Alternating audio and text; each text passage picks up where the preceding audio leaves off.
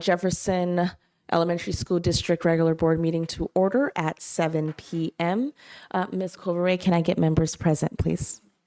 Manufo Liainga Anawai, Aye. Aaron Rashba, Shaquille Ali, Here. Anthony Sujisaka, Here. Andrea Jordan. Aye. That was unanimous. Now we're going to be moving on to the Pledge of Allegiance, and we have our students here from our after-school program, sports program, here to assist us in that. Can we please all rise? And then if you want to go to the podium. Yes.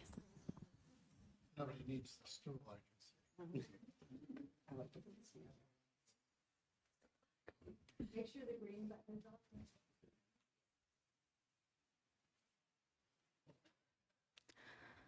I pledge allegiance to the flag of the United States of America and to the republic for which it stands, one nation, under God, indivisible, with liberty and justice for all.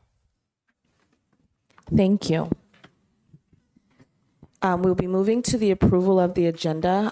Before someone makes a motion, I would like to make two amendments. I would like to move item 6A right after the approval of the agenda. And then on the consent agenda, item 12C, we added the word or the name Cortez. Instead of Joel Sanchez, it's Joel Sanchez Cortez. Are there any other amendments? If not, I will entertain a motion. So moved. There's a first and a second. All those in favor say aye. Aye. That was unanimous. Now we'll be moving on to the special presentations. The Jefferson After School sports program. This is an information item. These are students from our Ben Franklin and Thomas R. Policita Middle School, and they will be sharing their experiences with the 2022-23 school year and give us updates on this year's program.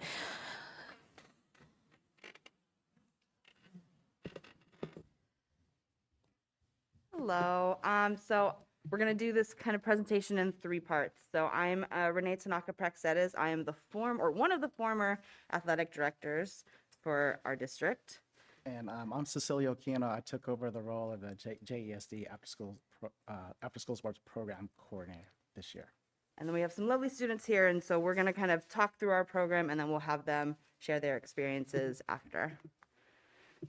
So first and foremost, we just want to say thank you for continuing to support our after-school program. We know how much it means to all of our students across our 4 middle schools, we know in light of shifting budgets and everything from year to year that, this is something that you don't have to prioritize, but we appreciate that you do continue to support our after-school athletics, because we just know how much it means to the students, both in a sports capacity, but then, there's so many lessons that can be learned that can be applied to our classrooms. So we just appreciate your support.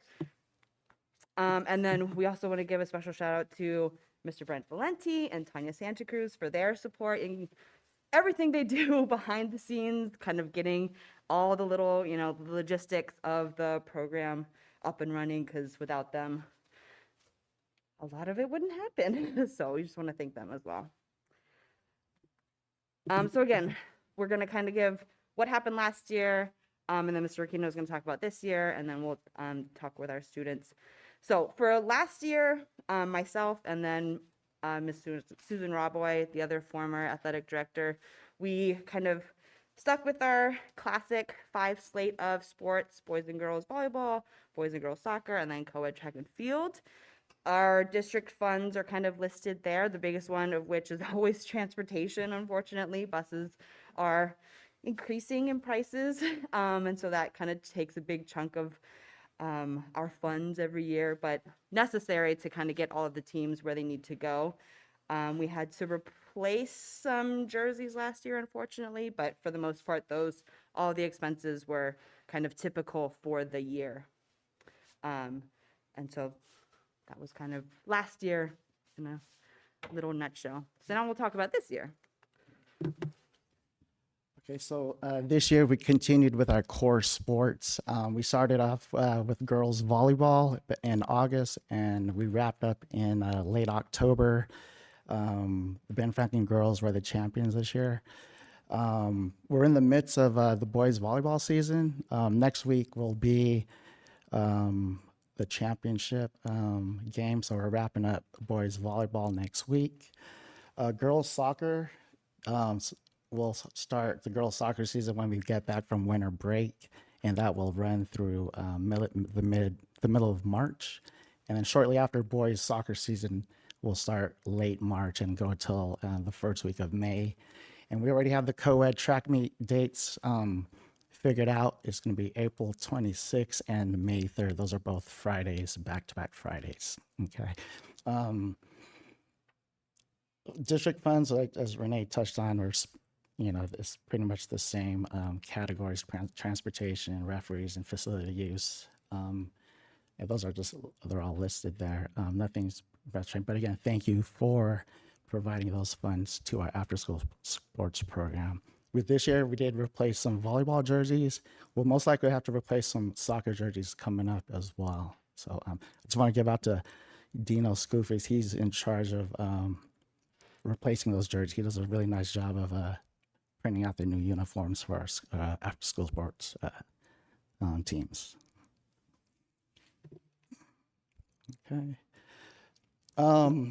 Student athlete recruitment. We use several different ways. I was talking to some of the coaches at the different middle schools. Most middle schools, they use a daily bulletin that goes out on email to all the teachers, and students have access to that as well. A lot of our school sites use the morning announcements to announce to the students what sports are coming up.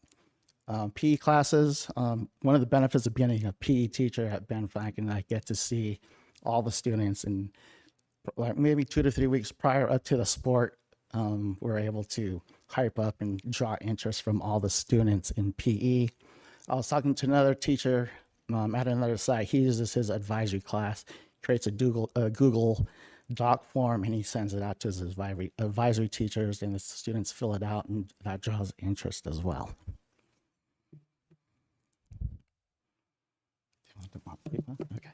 Okay, the tryout process. Tryouts are conducted for girls and boys volleyball and girls and boys soccer. Co-ed track and field, there is no tryout for track and field. Students sign up to participate and are placed in the appropriate track and field events. I'd like to mention, that's probably the track and field is one of the good thing about it is that we don't cut. It's we get a lot of participation. If a student has some track and field abilities, they're placed on an event, and there's no cut.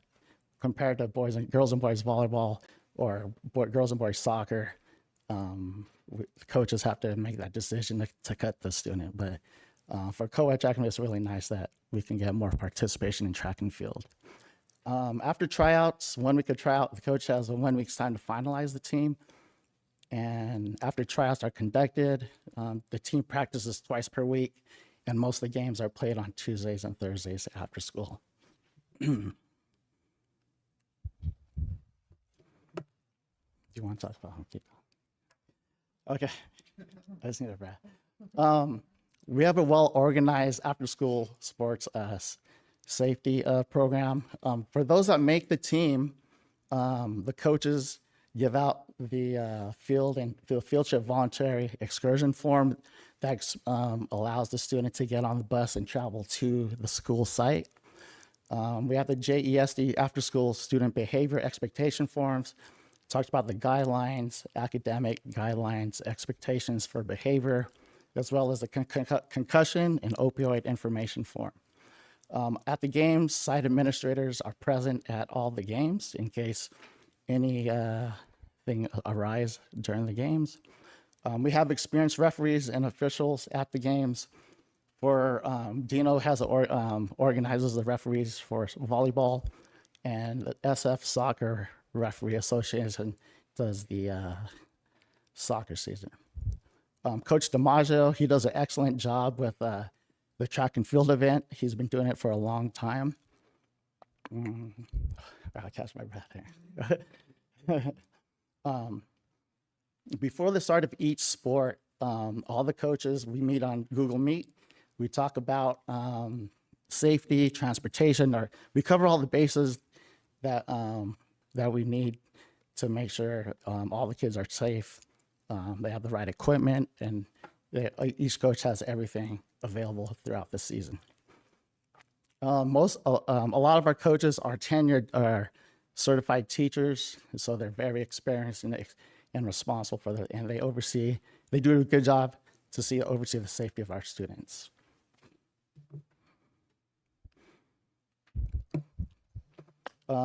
As with any coaching position, there's always going to be turnover. What happens, if there is a vacancy, the principal at each site will ask their staff members who wants to coach. Fortunately, teachers are able to step up and coach at their school sites. In my experience with coaching, we have a good core of consistent coaches at their school who's been coaching for several years, which is nice to see. And we have coaches who coach multiple sports throughout the year, meaning like they coach 2, 3, or 4 sports during the school year. So a good group of coaches. Plans for next year or the future. Our neighboring district, Bayshore Elementary School District, kind of came up to join our after-school sports program. It would be nice to add another school to our after-school sports program. In the meantime, until May, if it's ready to go, we can have head-to-head scrimmages either in volleyball or in soccer. Okay. And I couldn't help but notice there's a new field across the parking lot. It looks really nice.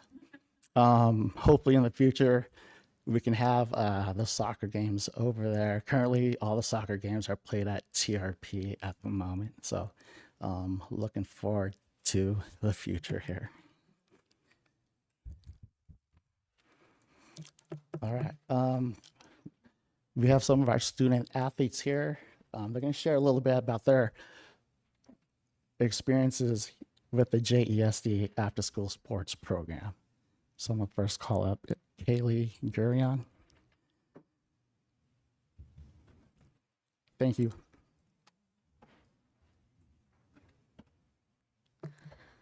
Hello, my name is Kaylee Rose Gurion, and I played on the Ben Franklin volleyball team for 2 years. Playing a sport itself has its benefits, but playing in after-school sports has always had an impact in my life in many ways. First off, I would like to mention how my academics have improved since participating in after-school sports. Scientifically, exercise can improve your memory and motivation. I can exercise while doing something I love and improve in my studies at the same time. I try to do my best in school because I know I have something to look forward to at the end of the day. Playing with other people helps me learn how to communicate better and try to help others in need when I can. As manager of the boys volleyball team, I learn how I can lead others and motivate them in ways that can benefit us all. I learn how to be responsible and how to have respect for others. I find myself happier and just better as a person. I can build relationships with people I thought I would never get along with. I believe that because of this team, more opportunities will come my way. These lessons will be useful later in life, and I have to thank my coach, Mr. Aquino, for guiding me. I also thank my team for respecting me and being patient when I make a mistake or when I'm feeling down. I appreciate all that everyone has done these past years at Ben Franklin. As it is my last year here, I reminisce about the kindness my peers have shown me. I sincerely thank you for giving me this opportunity, and I will continue to be grateful for making me a better player and a person. Thank you.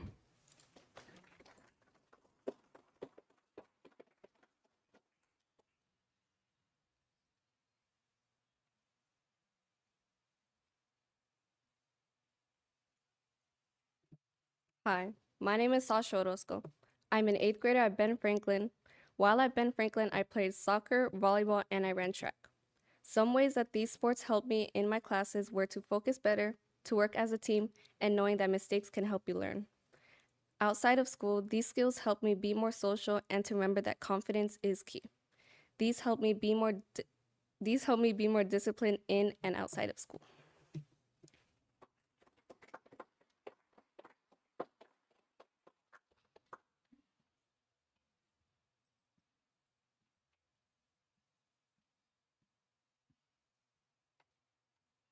Hello and good evening.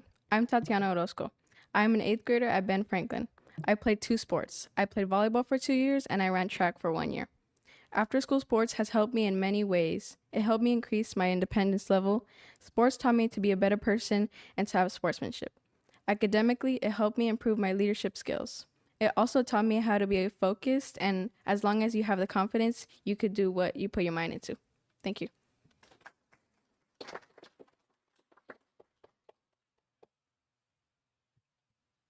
Good evening, everyone. My name is Cedric Pamantuan.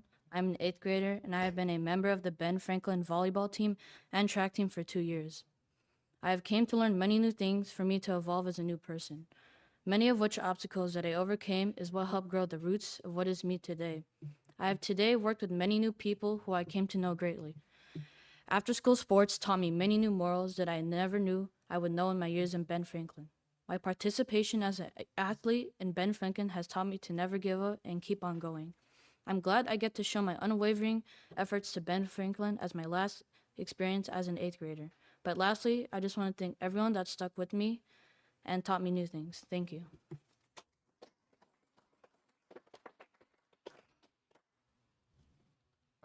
Good evening. My name is Patrick Ramos. I'm an 8th grader for Ben Franklin. I played basketball for 1 year and volleyball this year. This after school program has helped me understand the sport I've been playing and the teamwork skills that I've overgrown over the past years. Over the 3 years at Ben Franklin, I've made new friends over these sports, and because of that, I've understand how my friends worked and my teammates, and I gained my teammates' trust. That's it. Thank you.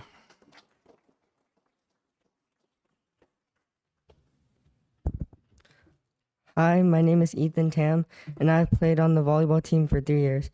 Playing sports after school has had many benefits and has created great memories that I will always remember. One of the many benefits it had was it allowed me to meet new people and make new friends from not only Ben, but some from different schools. Also, it motivated me to strive to do all my work and make sure I maintained good grades so I wouldn't miss out on playing volleyball. Lastly, it was a home away from home where I could have fun and be myself. It was not only fun, but it allowed me to grow as a person in many ways and learn new skills that I can use later on in my life. First, I learned how to work with a team and communicate. Next, I learned how to move on from losses and come back stronger. Lastly, I learned to control my emotions and try to stay calm and collected for most of the time. After school sports has always helped me improve in many physical aspects, starting with constantly being able to exercise while doing something fun.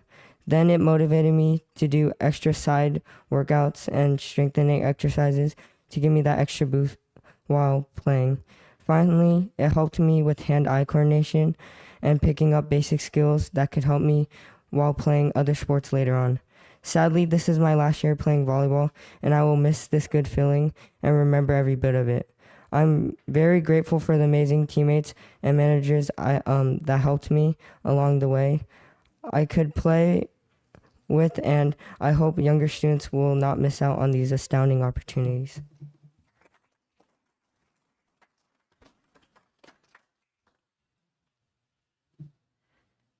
So unless anybody has questions for us or for the program, we just want to thank you for this time to kind of show off what we've been working on. And again, thank you for supporting our after-school program. We really appreciate it.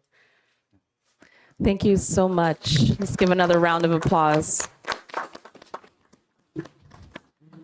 And with that, I'd like to open up for comments from board members. If we could stick to comments and not questions, just because I know this is going to be a long meeting, and we obviously have our students here that basically already kind of answered some of the questions that I think I would have had anyway. So great job on those speeches there. And with that, I will start on my left-hand side.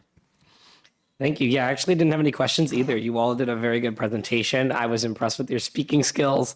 A couple of things I wanted to say was just continue on in high school. You're lucky you're going to a school or schools in district that have a lot of other sports opportunities to expand your horizons.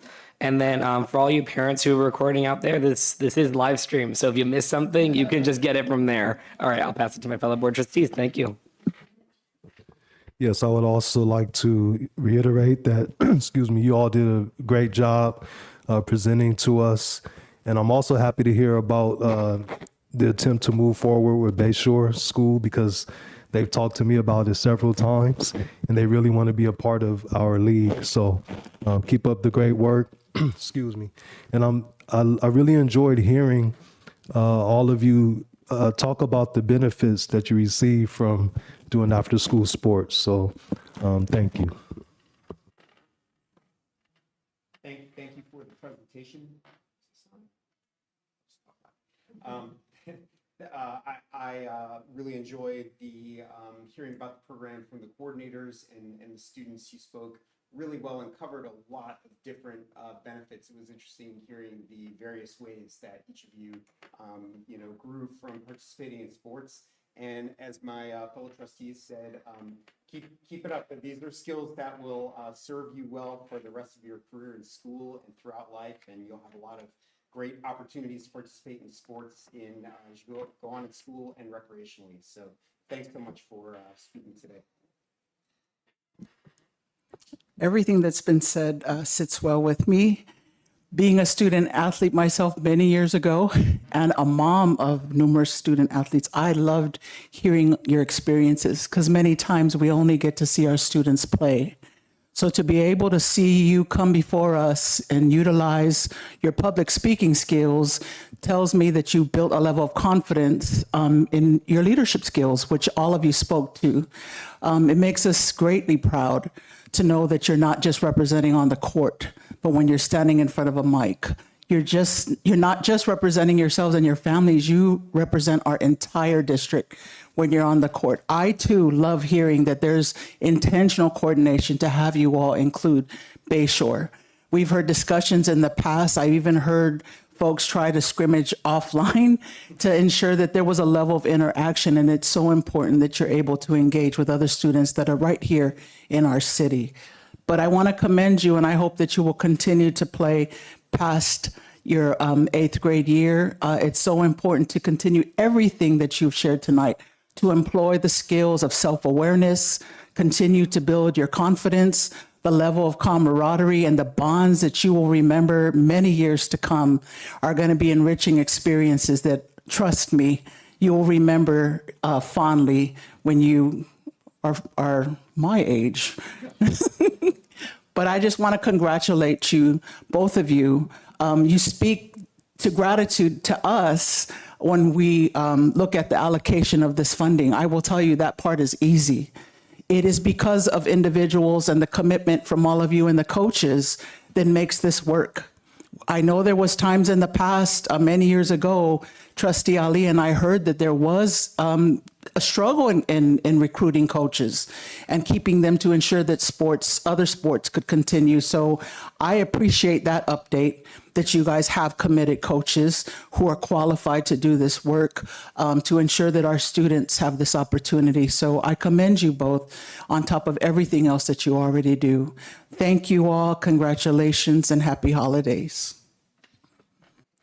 I echo my fellow trustees' sentiments. I was also a former athlete, and my daughter, who got promoted at Ben, did basketball as well as track. And I remember going to the track meets at Westmore, and even though a lot of it, sometimes it was waiting around, seeing the other children run their events and cheering them on. It was just so awesome. And all the, your teammates getting involved and like, go, and you're shouting your friends' names. It's so awesome. And then same with basketball and volleyball. My daughter is actually at Oceana now, and she is still playing both of those sports. And so I echo those sentiments in terms of make sure that you keep going. It definitely is going to help with, number one, making new friends if you end up going to a school where you're not going to see the same people that you see now every day at school. But secondarily, for the parents out there, if you continue to play those sports and it's something that you're interested in, you go to college and get your college completely paid for, and not even have to worry about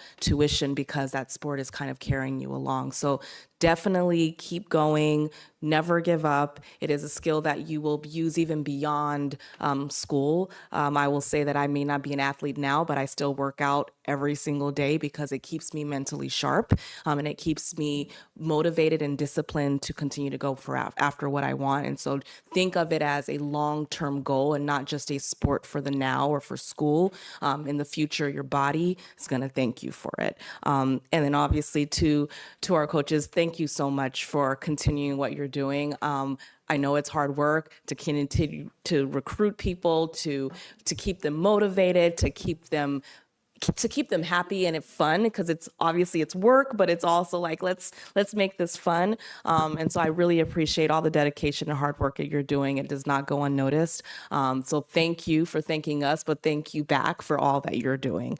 And with that, we are going to be giving some certificates out. And so I'm going to have my fellow trustees assist me with this.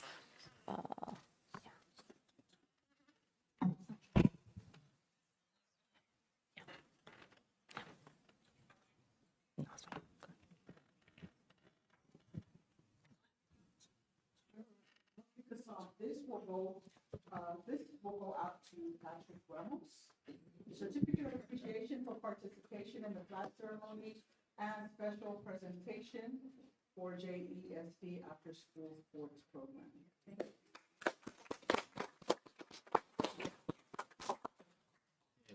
I have a certificate of appreciation for participation in the flag ceremony and special presentation on the JESD after school sports program for Ethan Tam.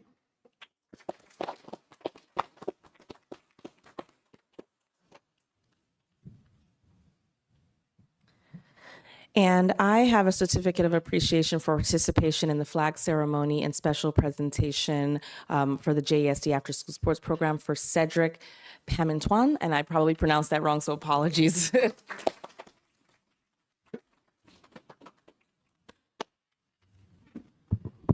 Certificate of appreciation for participation in the flag ceremony and special presentation goes to Tatiana Orozco.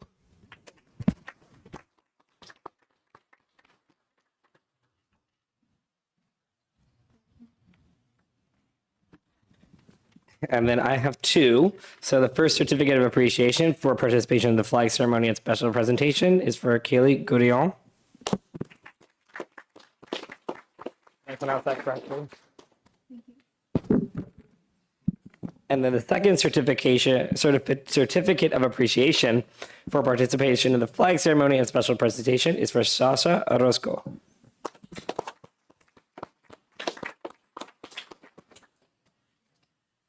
And then I would like to give one last round of applause for our students, for our coaches, and for our parents.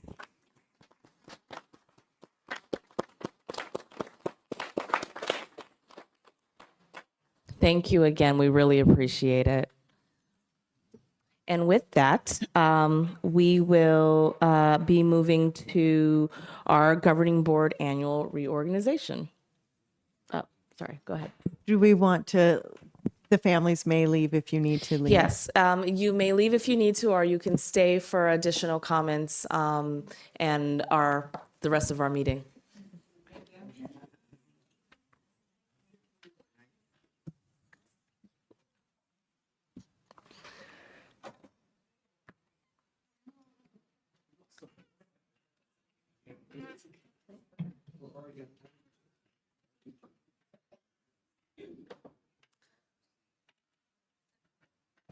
And so we'll be moving on to item 5, the governing board annual reorganization. So the election and officer of a representative, the board each year is required under the Ed Code 35022 and 35143 to elect a president and a clerk. Board bylaw 9100 also specifies that the vice president shall be elected. The board shall also elect a representative and alternate for county committee on school district organization, education code 35023. So I'm going to open up the floor for nominations for president, VP, clerk, and rep county committee. I'll jump in. We're starting at the top. Are you in a certain order this evening? We can start at the top. Or the bottom? Yeah. Or any way, however you feel. Oh, how I feel. I have some. How do you Can I feel? just get some power? Be honest. No. Okay, I will start at the top then, following the order that is listed here in the agenda. To make a nomination for our president, I'd like to nominate Trustee Ali.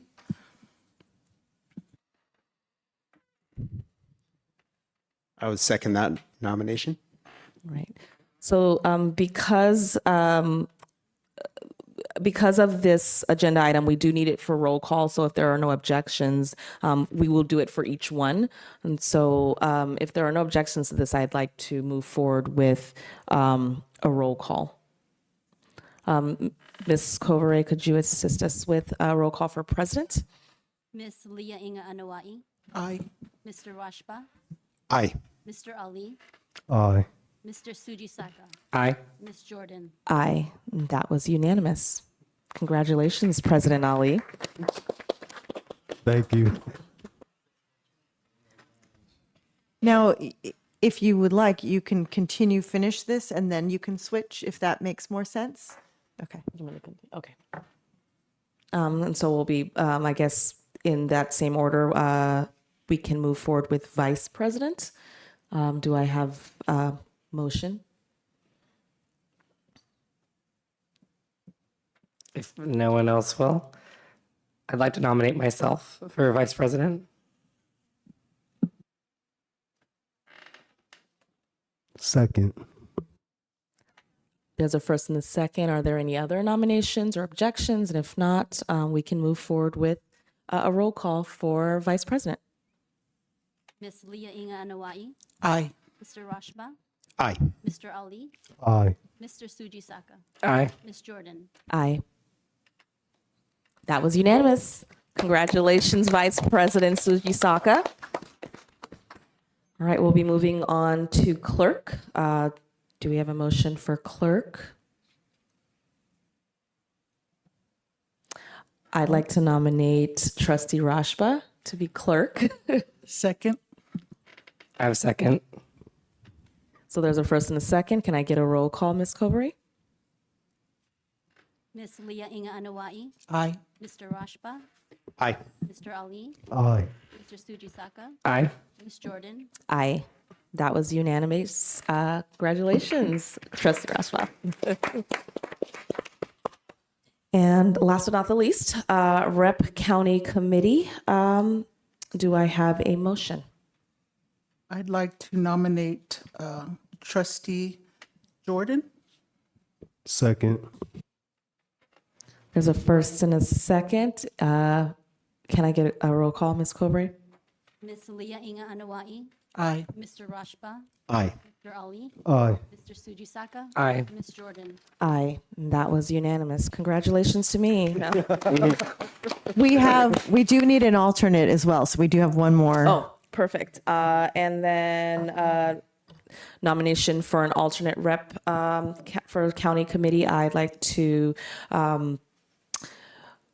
recommend Trustee Leah Iga Anuai. I second. There's a first and a second. Can I get a roll call, Ms. Kovare? Ms. Leah Inga Anawai, Aye. Mr. Rashba, Aye. Mr. Ali, Aye. Mr. Sujisaka, Aye. Ms. Jordan. Aye. That was unanimous. Congratulations. And with that, I am going to pass the gavel.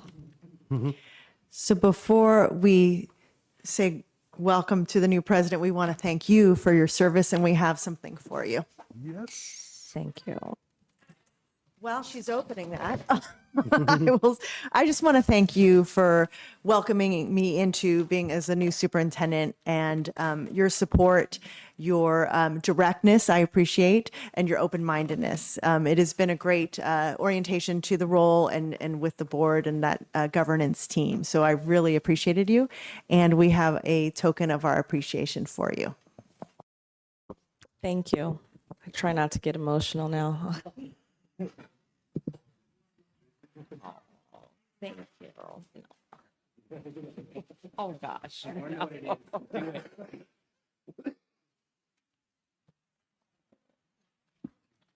you. I appreciate it. Oh,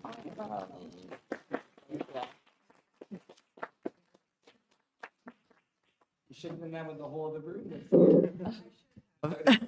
no. Can we continue with our comments? Yes. Okay. I just want to say, I met you a few years ago, and you were referred to me by, I think it was Victoria, and you had an issue, something that was going on with your child. But I remember expressly you telling me that you were concerned about all the students, not just your child. So I knew immediately that I needed you to run for school board. And I've seen your progress, and you've brought your own style and pizzazz to this position and to our board, and I really appreciate it, and I'm looking forward to continuing our work with you. I guess I'll say a comment if that's all right. Are we going just in an order or? Okay. I just want to say thank you for your service as president. Watching you speak has made me try to learn to speak real goodly too. I don't do very good, but I'm going to try. But also it's actually inspired me to take on more leadership roles in the board myself. So I really appreciate how you eloquently articulate your thoughts. So thank you.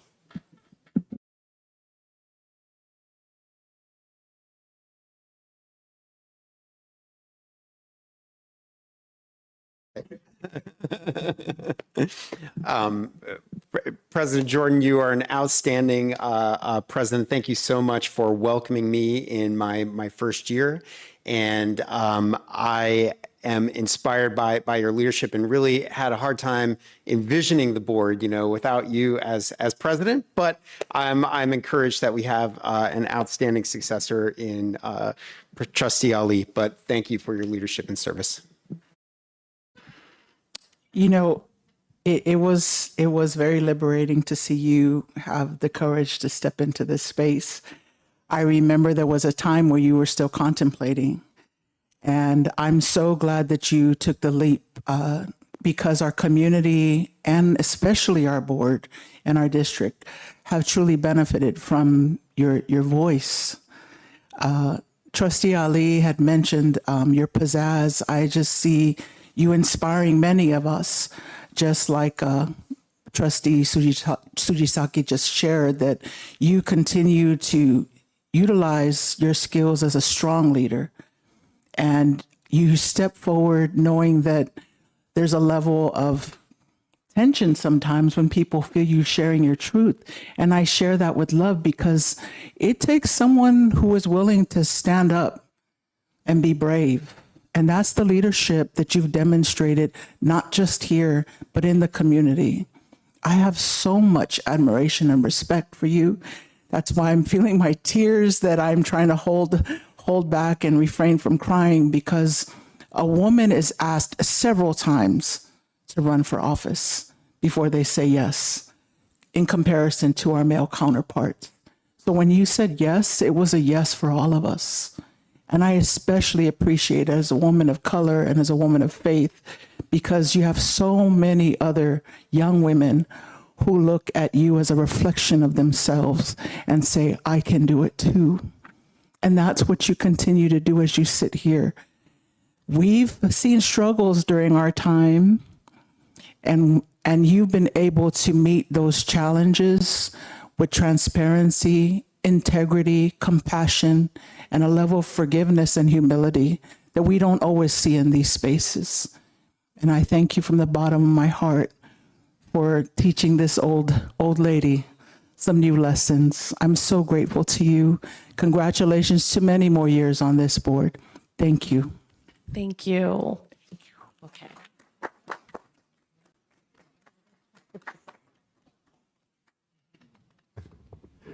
Okay. Usually we take a recess and go eat cake and things, so I don't think any of that is happening tonight. Superintendent McCulick, did you have any comments? I said them at the beginning, but we can move on with the meeting. Okay, great. Communication. So if I know that you're taking this on and haven't prepared, so if you have any questions, there you go. I have notes there to help you through, and I can help guide you as well. So we're on 7A.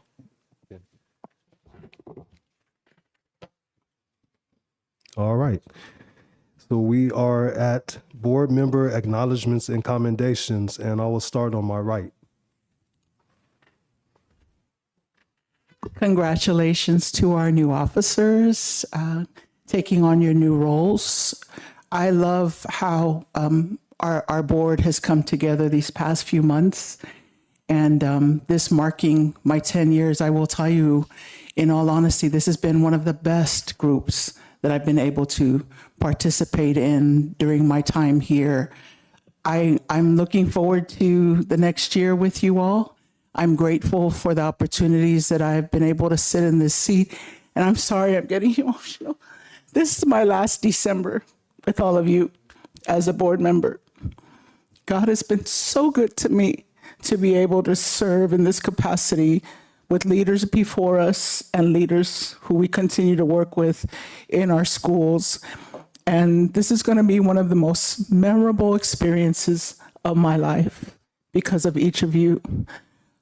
I want to thank you for your courage and your bravery to do this work. It's a thankless job many times. I appreciate the 200 and something change that we get for gas. But we all know that, that small compensation is just a small token of the love that we give back to this work. There'll be times of trial. There'll be times of heartache. I pray that you never get that list again to ask to eliminate any programming. Thank you to our new superintendent, our beloved Superintendent McCulloch, who's been here for a long time, and for your investment in our community, and to all of our administrators.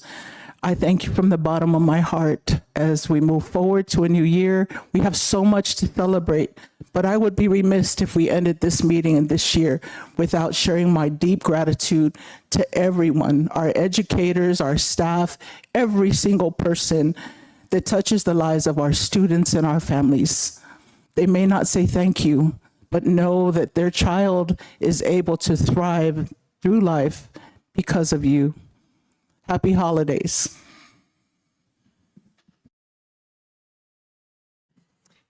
Thank you for your deeply inspiring words, Trustee Leah-Inga Nwai. I simply wanted to wish everyone a restful and joyous holiday season, whatever you are celebrating. And I hope that everyone gets to enjoy some peace and relaxation during the break. I certainly know that's something I'm looking forward to. And with all the strife that we're seeing in the world today, I am praying for peace at this time. And finally, just wanted to say, this meeting marks 1 year for me since joining the board. And I want to thank my colleagues on the board, Superintendent McCulloch, and everyone in the JESD community. It really feels like a family. It's incredible, but for helping me make it a great first year. And I look forward to more. Thank you.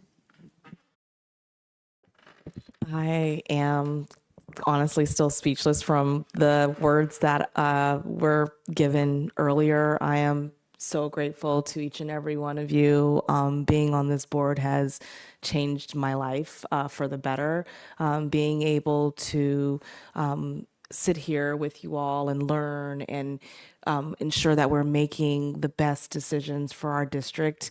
It gives me purpose.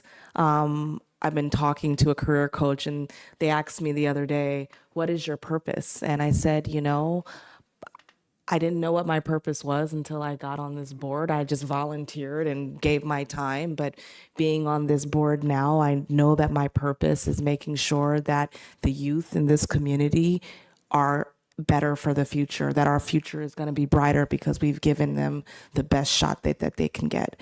And I look forward to more years on this board, being that I will be running again next year.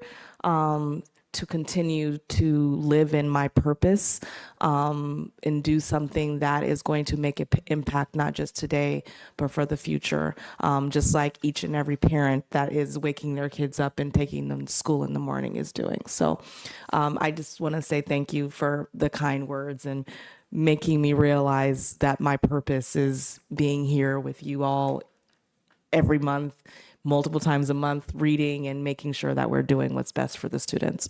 And then I also like to echo Trustee Rashba. We're on the holidays.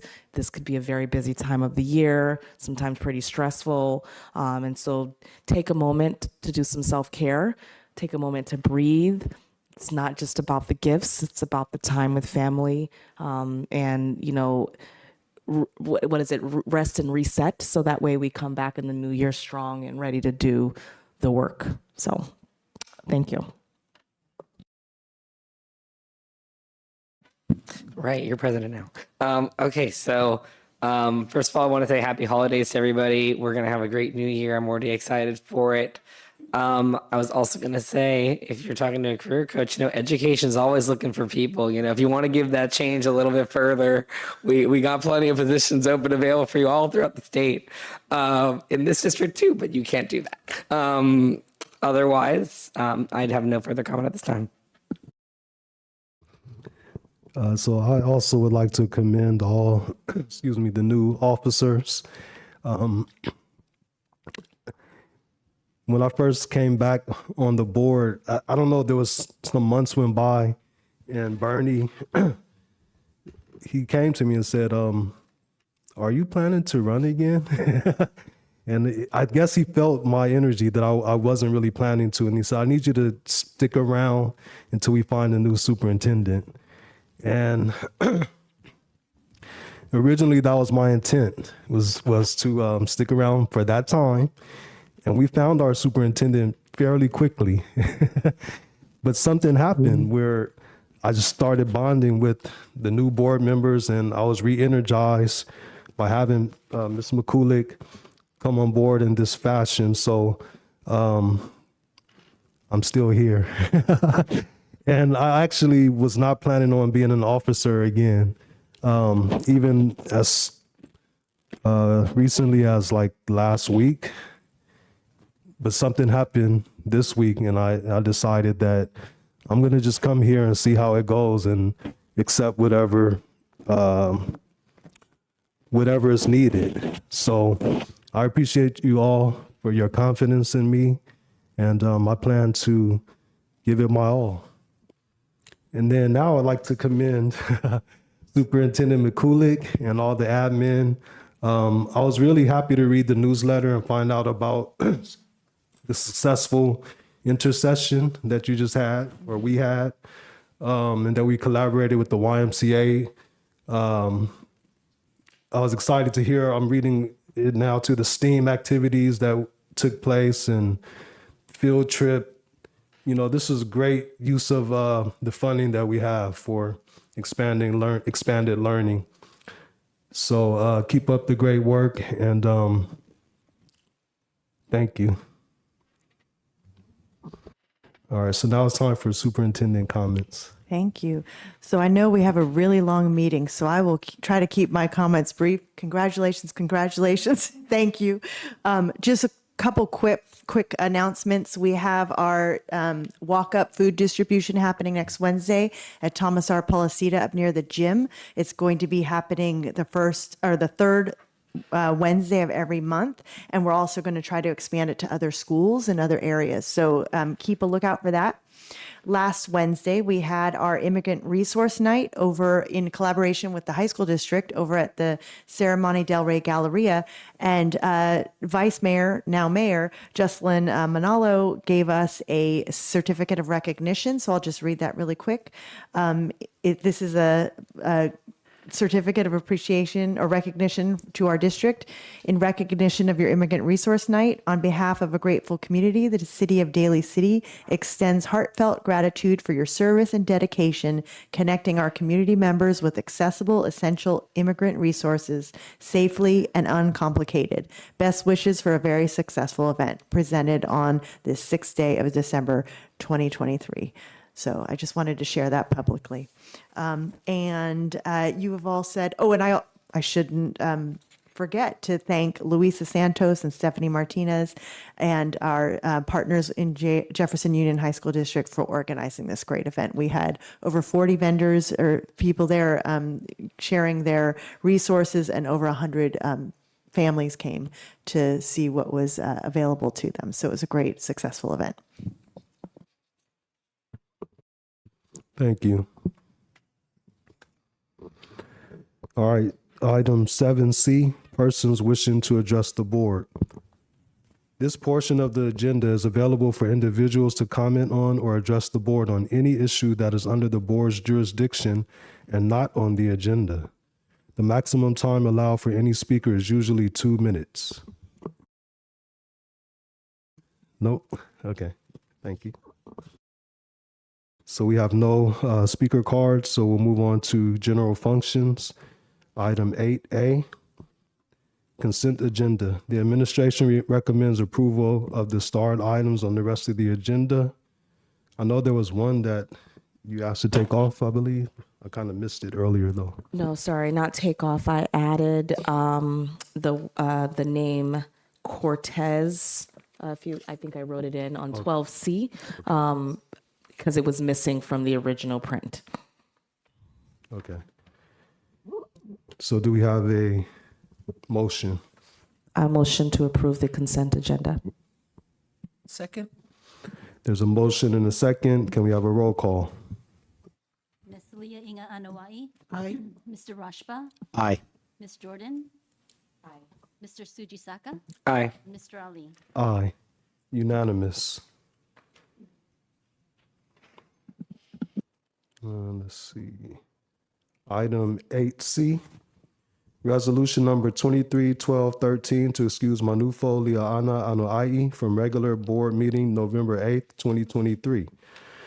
Pursuant to Education Code 35-1209C, the board will consider a request for passage of a resolution to excuse Manufo Lia'ana Anoa'i's absence on November 8th, 2023 due to hardship. I motion to approve. Second. Okay, we have a motion and a second. Can we get a roll call? Ms. Leah Inga Anawai. Aye. Mr. Rashba. Aye. Ms. Jordan. Aye. Mr. Sujisaka. Aye. Mr. Ali. Aye. Item 8E, governing board meeting dates and governance calendar for 2024. The board will approve proposed board meeting dates and governance calendar for 2024. So everyone should have the dates. So just to remind everyone, I will not be able to be at the February 14th meeting. So just make sure you have a quorum, just to remember. Otherwise, I motion to approve. Do we have? I second that motion, yeah.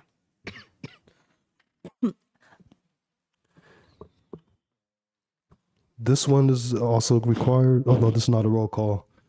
Okay, we have a motion and a second. All those in favor say aye. Aye. Aye. Those opposed? And that's unanimous. Approval.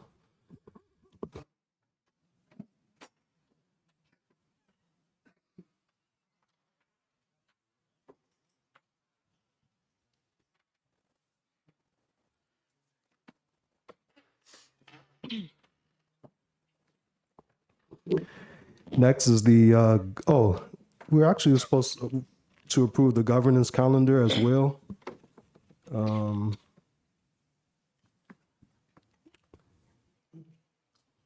You could revise the motion and Yes, vote again.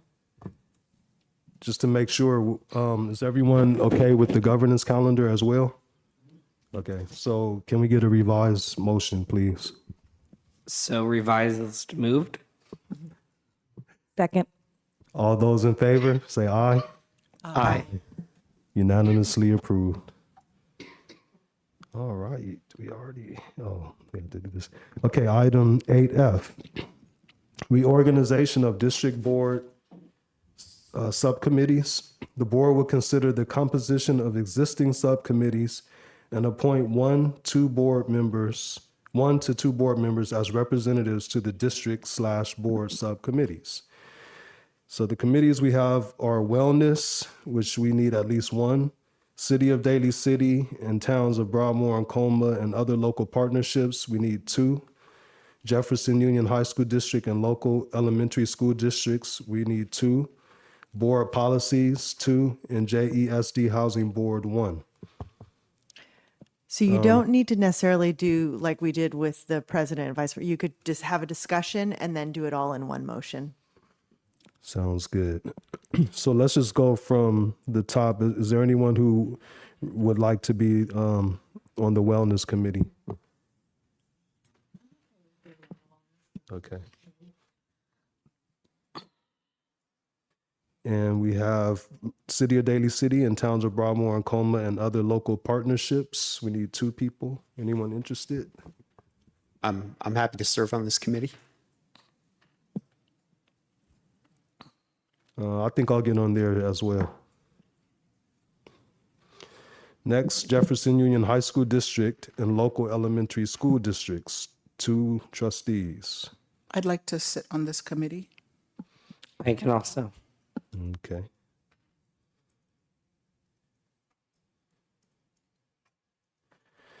And board policies, 2 board members. Always crickets on this one. I'll take it for 1 more year. Okay.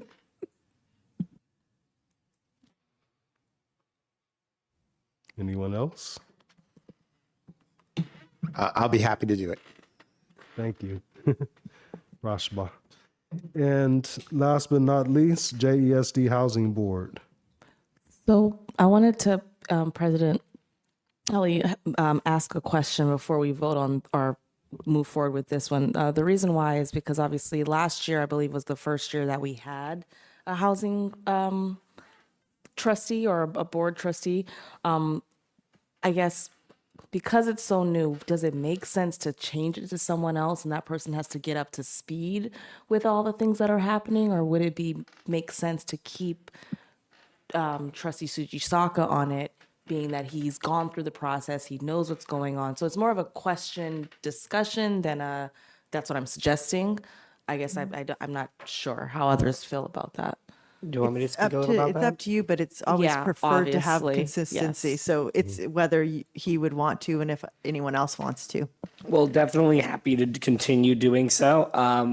I think another thing is we're only going to have so many more meetings before we actually, eventually, I think we actually do we, yeah, no. So I do not mind continuing on this committee since I do know the people in this committee and the processes, if that's okay with everybody else. I have a question for all of us. What do we think about adding another board member to the committee? Would that be possible? Well, then that No, because their bylaws only have 1 board member. So I guess I have another question. Is because Trustee Sujisaka, you said that there's only a couple more meetings until, because what the reason why before you answer, the reason why I'm saying that is because if there's like, I'm just making this up here, but like, let's say there's only 5 more meetings left before, like, I don't know if some final decisions are made, like the naming or whatever it is, does it make sense to truly change it out? Because then that, again, this new person's going to come in and have to literally learn, okay, where we're at, and then step in and actually start to make an impact. It's just more of a It's really Does your it? decision. I mean, obviously, consistency is preferred. Yeah. Okay. So, I mean, for me, I would nominate Trustee Suji Saka to keep going. I accept the nomination. So I'm going to just read it all together, and then if someone wants to make a motion, just to confirm, we have the Wellness Committee, Trustee Jordan. We have the City of Daly City, Towns of Broadmoor and Coleman, other local partnerships. We have Trustee Ali and Trustee Rashba. For the high school district and the local elementary districts, we have Trustee Leah Iga Anuai and Trustee Suji Saka. For the board policies, we have Trustee Leah Iga Anuai and Trustee Rashba. And for the JESD Housing Board, we have Trustee Suji Saka. So we just need a motion. So moved. Second. All those in favor say aye. Aye. Those opposed, nay. So we have an unanimous approval of the red list.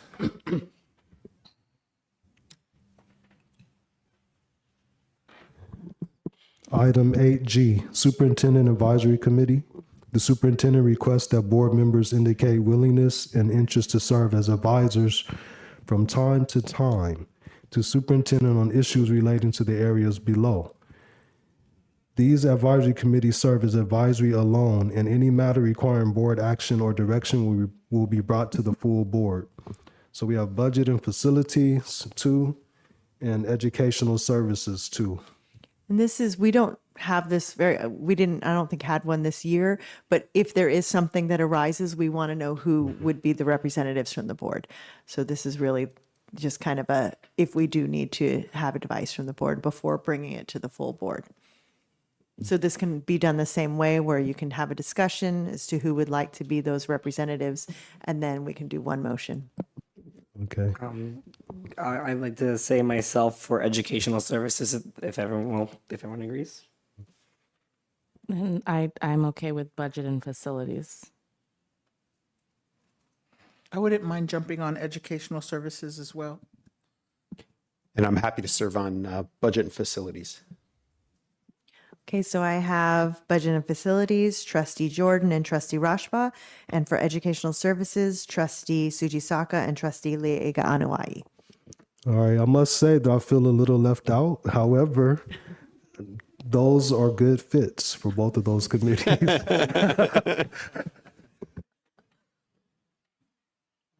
So moved. Second. Okay, we have a motion and a second. All those in favor say aye. Aye. Those opposed? All right, unanimously approved. Item 8H, tentative agreement between Jefferson Elementary School District and CSEA number 233 for 2023-2024.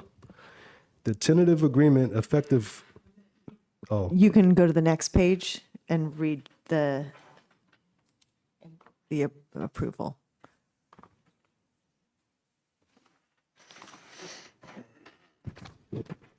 the administration recommends approval of the tentative agreement for the 2023-2024 school year between CSEA Chapter 233 and the Jefferson Elementary School District, pending AB 1200 approval by the San Mateo County Office of Education.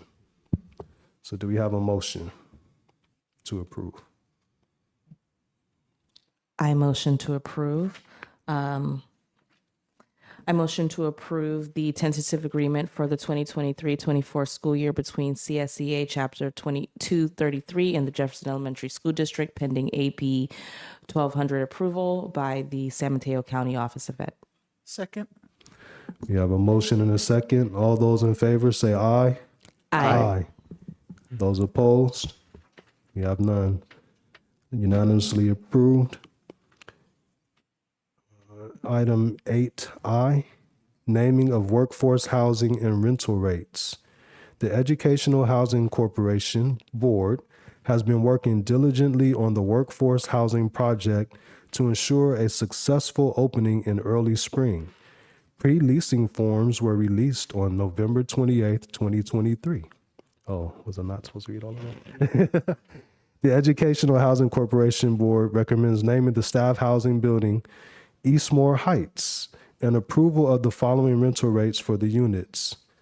1 bedroom, $1,643 to $1,750, approximately 750 square feet. 2 bedrooms, $2,147 to $2,224, approximately 1,000 square feet. And 3 bedrooms, $2,805, and that is 1,379 square feet.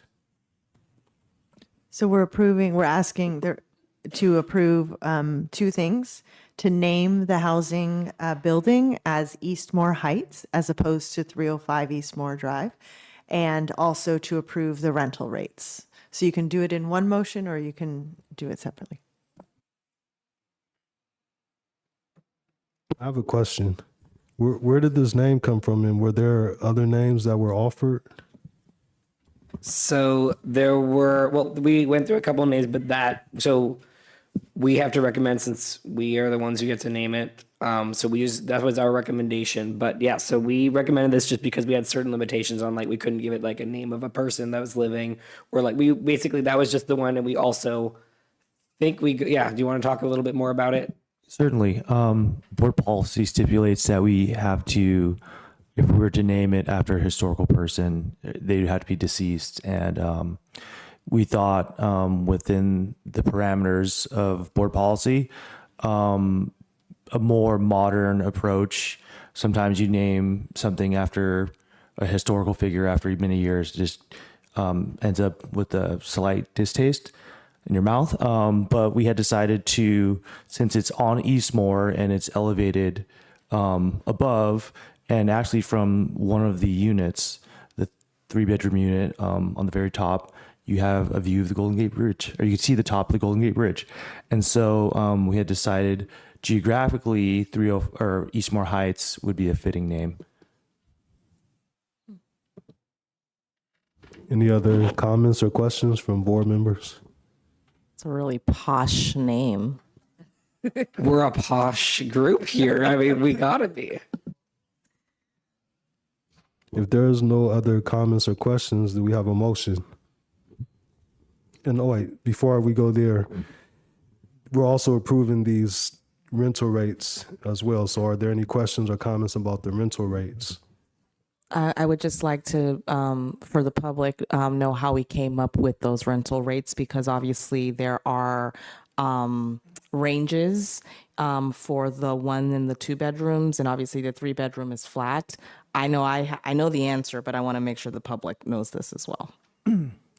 Certainly. So our property manager, Boulevard, who is also the property manager at Jefferson Union High School District, they've done a great job in helping us do market research and determining what are the rents in the area. There are plenty of different government websites that have the average median income within the area based on household size. So we've overlaid that alongside what are the actual comps or comparables within the area. Our sister district, Jefferson Union High School District, had decided to do 58% of the market rate. We are slightly above that at 60% of market rate. This would cover all of our operating costs and give us some positive cash flow.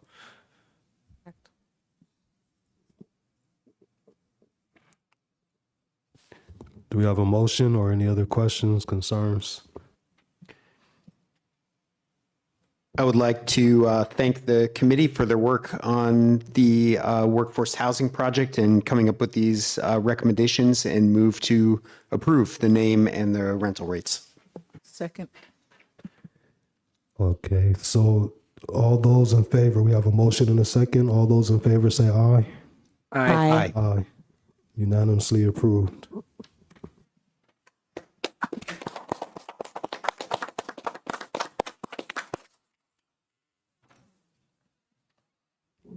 Item 9B, contracted services, addendum to One Life Counseling for FDR. The contract increase is needed to complete services through June 7, 2024, and will cover The administration recommends approval of an addendum to the One Life Counseling contract with Franklin D. Roosevelt School to increase the contract by $2,798. Move to approve the addendum. Sorry, President Ali, before we move to approve, I just have a question. 9B and C are similar. Is there a goal at some point to consolidate this contract, or is it always going to remain separate for the additional needs that a school may need? Yes, one is for the district and district services. So this is for a counselor going on a maternity leave. So we want to make sure services are still available. And the other one is a site specific. They're looking for additional. So we do need to keep it separate. Thank you. And then I had one other question. For FDR and for B, why just cover one additional hour?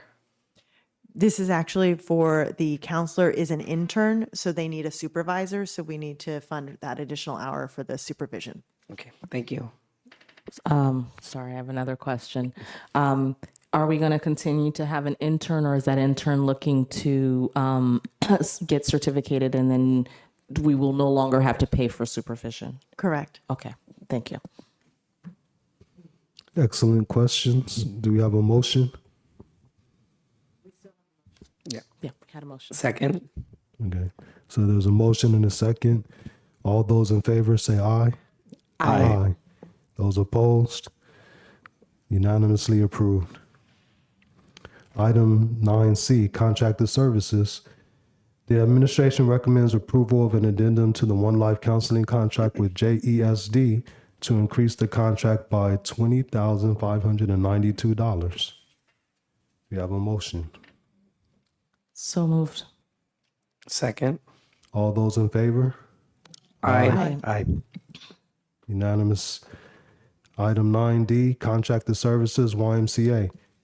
The administration recommends ratification of the San Francisco YMCA contract for the November intersession. San Francisco YMCA held a 9-hour, 3-day program on the MP Brown campus. The intersession will be paid for with ELOP funds. Do we have a motion to approve? So moved. Second.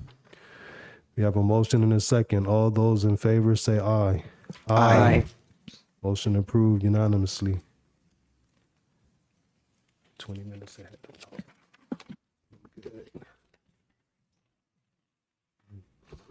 Item 9F, ELD program updates and English language proficiency assessments for California results. Ms. Dina Conti from Educational Services will share the results of the English language proficiency assessments for California and present information on the reclassification process, number and percentage of English learners reclassified, and progress on the LCAP goal number 2.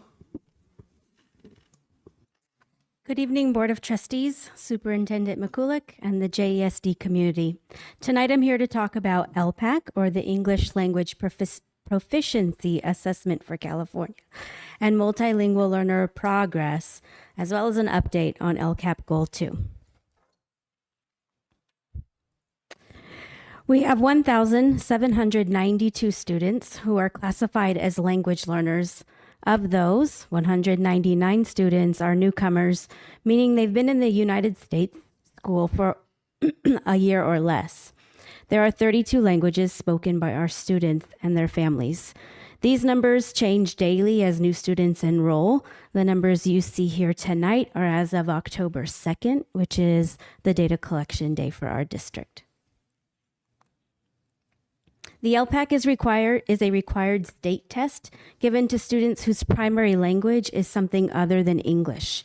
For students who are newly enrolled and whose primary language is not English, we administer an initial LPAC assessment.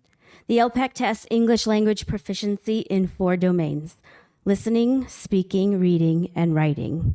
With an initial, students are designated as either IFEP, or initially fluent English proficient, or as an English language learner.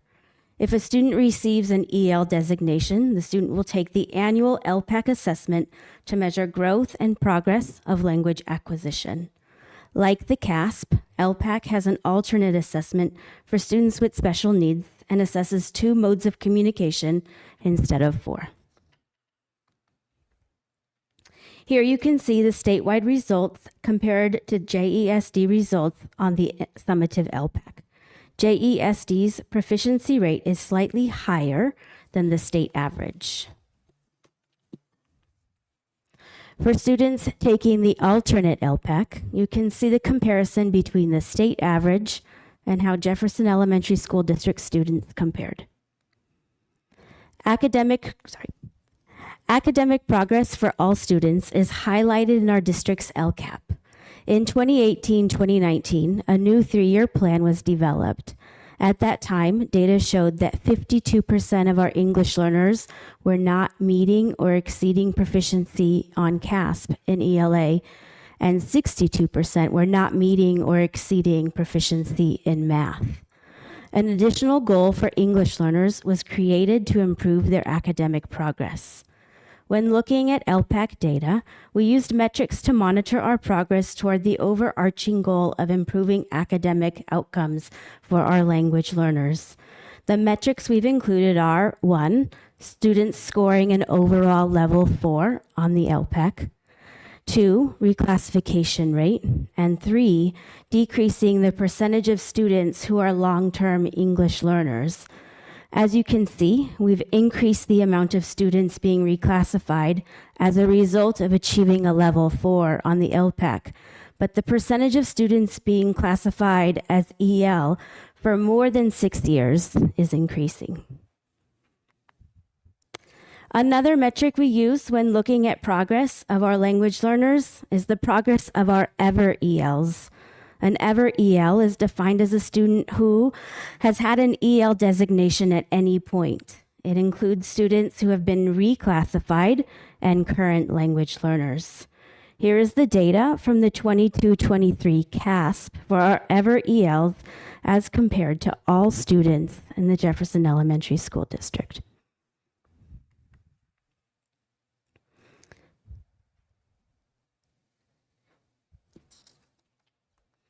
Something went wrong. I'm missing a slide. Another metric we use when looking at progress of our language learners is the all right, in our LCAP, we're tracking the percentage of EVER ELs who meet or exceed proficiency in ELA and math. On the slide, you would have seen that our EVER ELs how they have performed over the last 3 years. Overall, our EVER ELs improved slightly over the last 3 years in ELA, and in math, they've increased percent proficient by 3.5%. Students who are designated as English learners receive English language development to support students with acquiring English language. Instruction focuses on listening, speaking, reading, and writing. English language instruction occurs during a designated period during their day. In kindergarten, students receive 30 minutes of daily instruction, and in grades 1st through 8th, students receive 45 minutes. In addition to the designated period of ELD, language instruction occurs throughout the day through integrated supports and language instruction in other content areas. All schools are engaging in continuous professional learning and feedback cycles to improve integrated ELD instruction for students throughout their school day. Here, you see some strategy artifacts and language supports students use during lessons. These strategies are used in designated ELD as well as during integrated ELD. Here you see sentence frames that help students begin conversations, talking sticks, and picture cards to prompt students. Teachers use a variety of grouping strategies and ensure participation and engagement. Lessons are designed to provide numerous opportunities for students to practice oral language.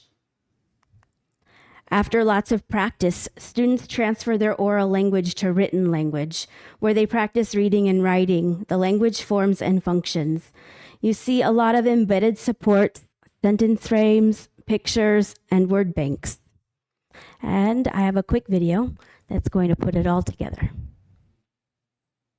But I didn't go skiing. And another thing that you can do with these, I'm going to show you how you can switch it up. When bird watching in the morning, didn't go after lunch. Didn't go after lunch. I really appreciate how everyone's doing such a great job. I didn't want to go shopping. I didn't want to go shopping, but I did go ice skating. Just wanted to try. I always give you this time, you need the materials in the middle. So you need the talking stick out, and you need the cards out. Remember, and what's gonna happen is you're gonna turn over 2 cards. How many cards? How many cards? All right, and you're gonna make your sentence by using the conjunction but. You're gonna say, for example, if I was asked if I pick these 2 cards, that's what we've been talking about in your book. So at page 8, you can look at those activities, and also at each table there is a poster that you can refer to. You can say, I did make a snowman, but I did have a snowball fight. So you can use any of these resources to help you.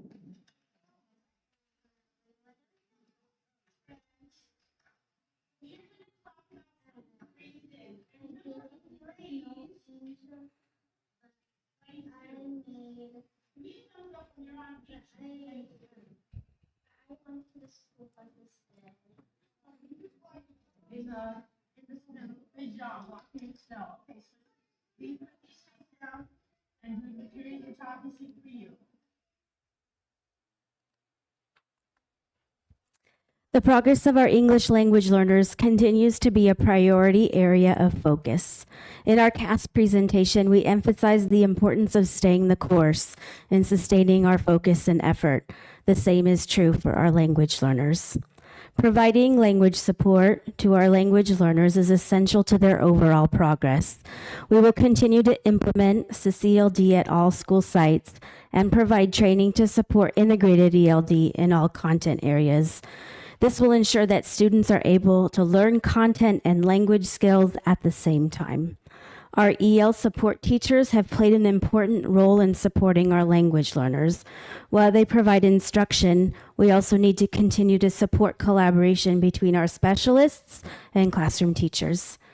For students who score a level 1 or are novice learners on the initial LPAC, we'll continue to provide additional support through Imagine Learning in elementary schools and Rosetta Stone in middle school.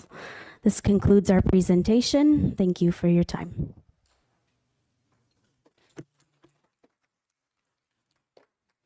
Do we have any comments or questions from the board? I have a couple, but I'll do one for now. Well, first of all, thank you for the presentation. Well, and I also like seeing our BenQ boards being used. Those are something that we were really happy because we just had a presentation on that, I think, last meeting. So my first question is, since I know between 2021, 2022 and 2022, 2023 school year, we reorganized the middle school ELL classes from having 2 periods to 1 and then an elective. How is that going on? And then did that have an impact on our ELLs? So the reorganization shifted around the English language arts. And so the shift really impacted language arts, I think, more than it impacted language learners. Obviously, our language learners continued to receive English instruction in our middle school and designated ELD. I think part of that success has been having an extra EL teacher who can really focus in on language support. And so I think it's a little too early to tell. And when you're looking at ELA scores, last year was a transition. We're continue to refine and work through that cut of language arts instruction, but really our ELD teachers, our ELD students are receiving the same amount of time as they did previously. Thank you. I'll pass it on and then I'll ask my other question later. When is the LPAC taken? The window opens February 1st and it goes until the end of the school year. We are trying to test all mostly in February because we don't want to have kids testing LPAC and CASP at the same time. Thank you. And then I was going to ask, and Miss Superintendent McCulloch, do we always have open enrollment? So are we enrolling students after that February date? Students can enroll at any time. Okay. So if they've just come to the country, we're a public school, anyone can enroll. As long as you live in this area, you belong to our school. So I knew that was the answer. And the reason why I asked that question is because of the long-term English learners. And do we think that that may have an effect on it, where we're constantly getting an influx of students because our enrollment is always open and then they're taking the test, but they really haven't gone through the curriculum that's needed to get them? So Prepared? the way you mean, there's CASP, which we have newcomers within 12 months do not take the CASP. So they're not included in those scores. But if you have been for 12 months when CASP is in place, correct me if I'm wrong, then they are included. And so if you've been here over a year, you will be taking CASP. But newcomers within the year, within 12 months, do not take CASP. So they're not Perfect. included in those scores. Thank you. And long-term language learners are students who have been, who have had that designation for more than 6 years. Perfect. Thank you. Thank you for the presentation.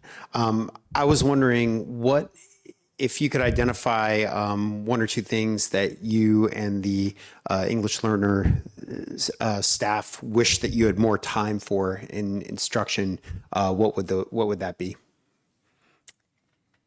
Well, we know that kids just need practice, right? The more they practice, the more they talk, the more they read, the more they write, the faster they're going to learn. So if we could, having more time for them to engage and practice in English, I think we would have faster, kids would acquire language faster. We also know that language acquisition is a process, not something that happens overnight.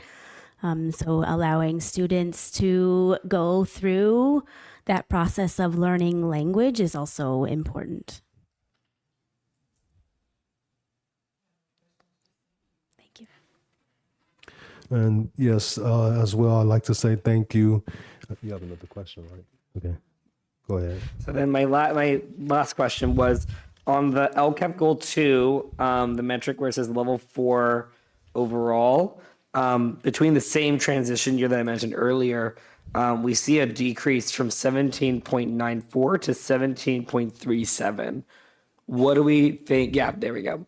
And then what do we think contributed to that decrease?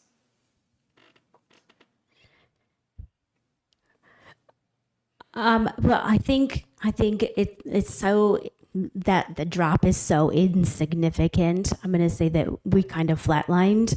I think with language learners, the tricky part is you reclassify kids who are level 4, and then you have more kids than in the lower level. So we need to give them time to move up in levels. And so this is a tricky one in that, the more you reclassify, the higher that rate is, then you got to start moving kids in the lower levels up, right? To continue that metric. So I'm going to say we flatlined. It's probably a number of students issue. It's also a different cohort. You have 8th graders that leave, you have students that come in, so you can't compare exact year to year. So having a very small, less than 1%, less than 0.5% is pretty numerically insignificant on this one. Yeah, that was more just for public if we see increases and then one suddenly decrease. Yeah, no, thank you for explaining. Thank you so much for the work that you all have been doing to support our English language learners.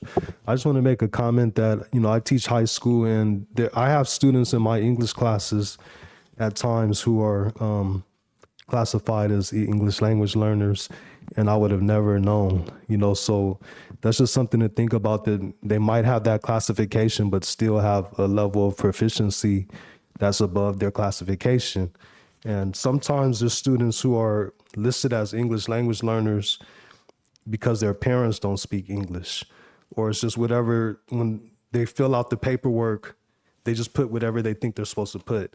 So that being said, what's important to remember also is that it's the academic English that they need more practice with as well. So they might be speaking English, but then when they go home, they're not having academic discussions in English. So that's it's just something to keep note of. So thanks once again for all your wonderful work.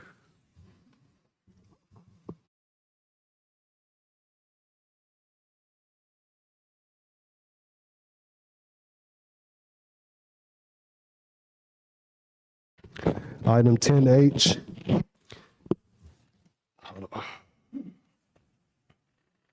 First, 2023-24 first interim budget review. Mr. Michael Laurel, Assistant Superintendent of Business Services, will present the 2023-24 first interim financial report for the period ending October 31st, 2023. The administration recommends that the Board of Trustees review the first interim financial report, then approve the filing of the certification of financial condition, and then lastly, approve the revision of the adopted budget to correspond with the projected year totals for revenues and expenditures. Good evening. Unfortunately, I didn't give you guys a nice, beautiful colored printout, but fortunately, I had uploaded it to the board agenda, so you guys hopefully had time to review. I'm going to give you guys 3 clear takeaways in my presentation. Remember that I am presenting our financial standing as of October 2023. A similar report to this would be the second interim at a different time interval. Another thing I want you guys to take away is what you are approving, and we are approving a positive certification and outlook in our budget. And lastly, I will touch on some recent developments within the state budget that doesn't necessarily pertain to the passage of first interim, but it's my fiduciary duty to make sure that you guys are informed at the latest developments. Okay. So, well, right now we're going to look at what is the budget cycle, right?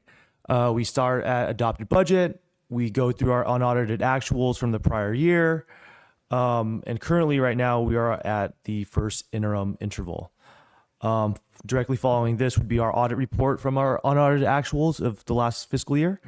And then the second interim, which would be the next interval of time in our budget, will be reviewed in March 2024. And then we start the budget process all over again. So the first interim report is by Ed Code. School boards across the state have to certify the projected current amounts of current and subsequent fiscal years condition twice a year. Their interim reports.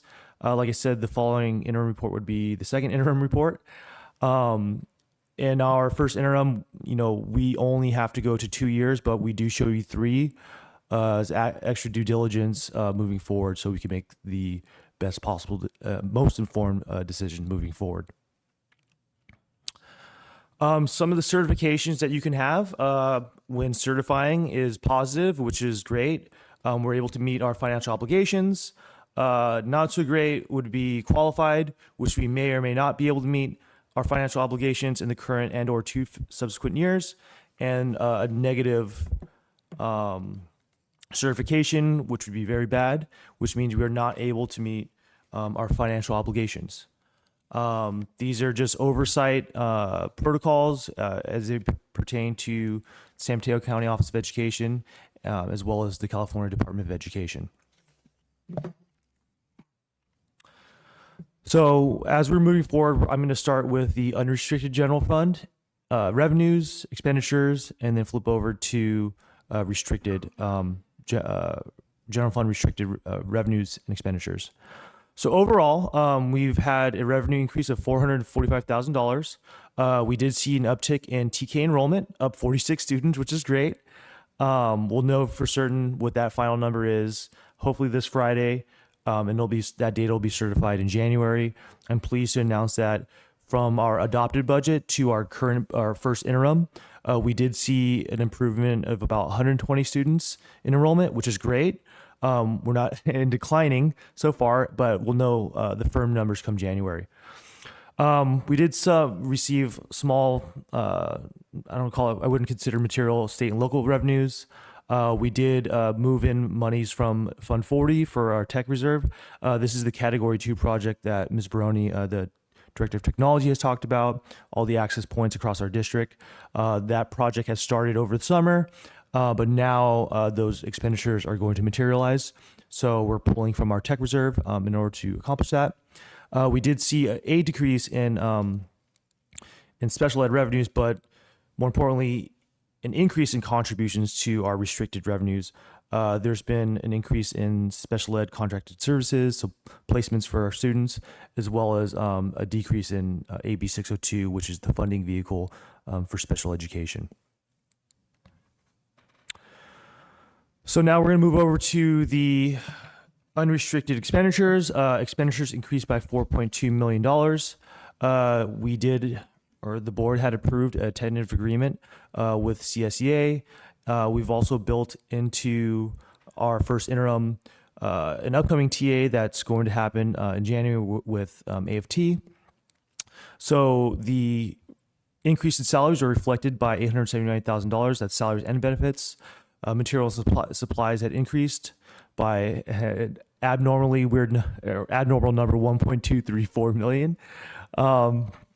Lots of that is the site discretionary funding that goes straight to our school sites that's carried over from the prior year.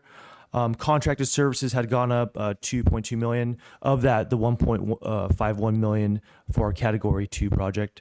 Property and liability insurance went up.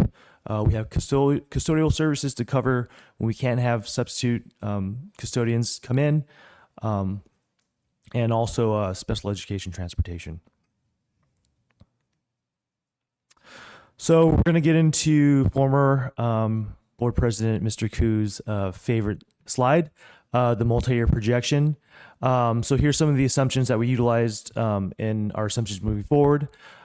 Through talking to different colleagues I have through the state, we're in San Mateo County, and so it is San Mateo County Office of Education's guidance that we use the cost of living adjustment that came from the adopted budget for fiscal year 23-24.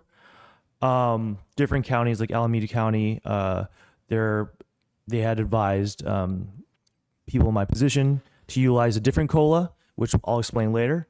But following the guidance of the county that we're in, we're going to use 3.94 as the COLA for 24-25, 2.29 25-26, and 3.19 in 26-27. Our funded ADA went up a little bit just due to the increase in students that we've seen so far.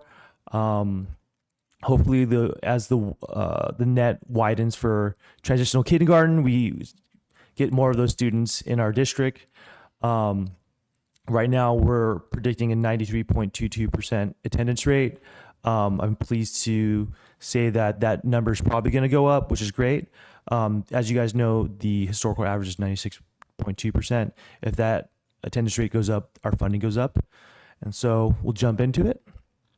Oh, what's not included? Salaries and benefits that are increased past this current year tentative agreement are not included.